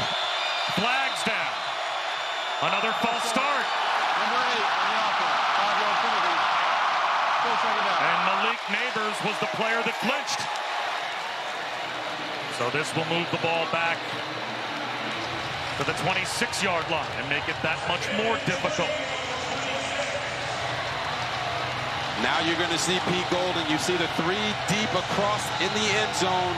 they're playing a defense that's going to force them to have to rally up and make a tackle if LSU throws it underneath. Neighbors and Thomas side by side to the right. Daniels looks left. Timeout called and granted to Ole Miss. Ole Miss.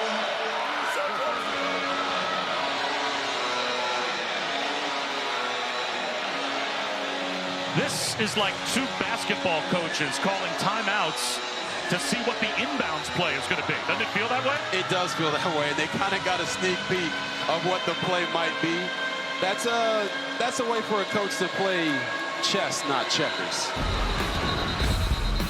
Well, the drive that LSU has put together to get it into this position, Chris Hilton, the big catch and run. It all started with this one right here. You want that first completion, but you love it when that one turns into a 40-yard gain. Then almost the interception here by Mr. Gaddy could have ended it for Ole Miss, and then the horse collar back-to-back put LSU in position to go score a touchdown. And then here, just your linebacker who just made a mistake comes up big, making a play on the running back down the field. Obviously, they had the false start too on offense, and now they're in a situation with 5 seconds left. Game on the line. Here it is. Daniels under pressure, buying time, looking end zone. He's going to fire one into traffic. Tapped in, complete.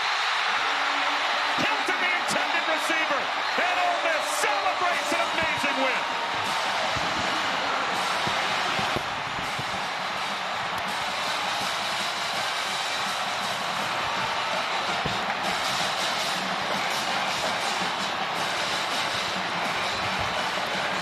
Bob, it's a revolution in Oxford, Mississippi.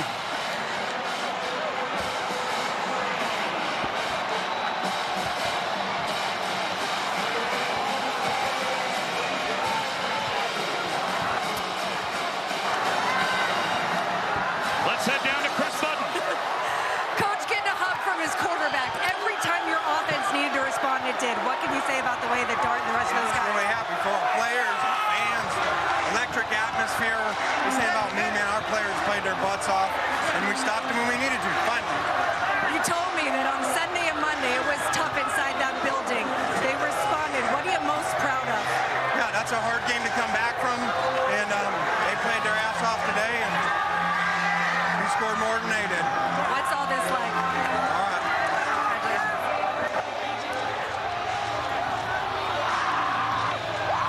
The student section celebrates. And heartbreak for LSU. The Magnolia Trophy belongs to Ole Miss, and RG3 came down to one crack at it for Dan. Yes, it did, and Jaden Daniels did all he could do here, right? He buys time, he rolls out, and all you got to do is put it in the area for your receiver to make a play. He finds a guy in the back, and it hits him right in the hands, Bob. Right there, that is not an HBO play. He did not help a brother out, but for Ole Miss, you see him putting the locks, the straps on the offense, and when it mattered the most, they came through, and that's all that matters. Ole Miss 55, LSU 49. That's your final. For Robert Griffin III and Chris Button, I'm Bob Wischusen. Thanks so much for watching. Mark Jones and Rod Gilmore now with Alabama, Mississippi State. Under the lights at Davis Wade Stadium in Starkville.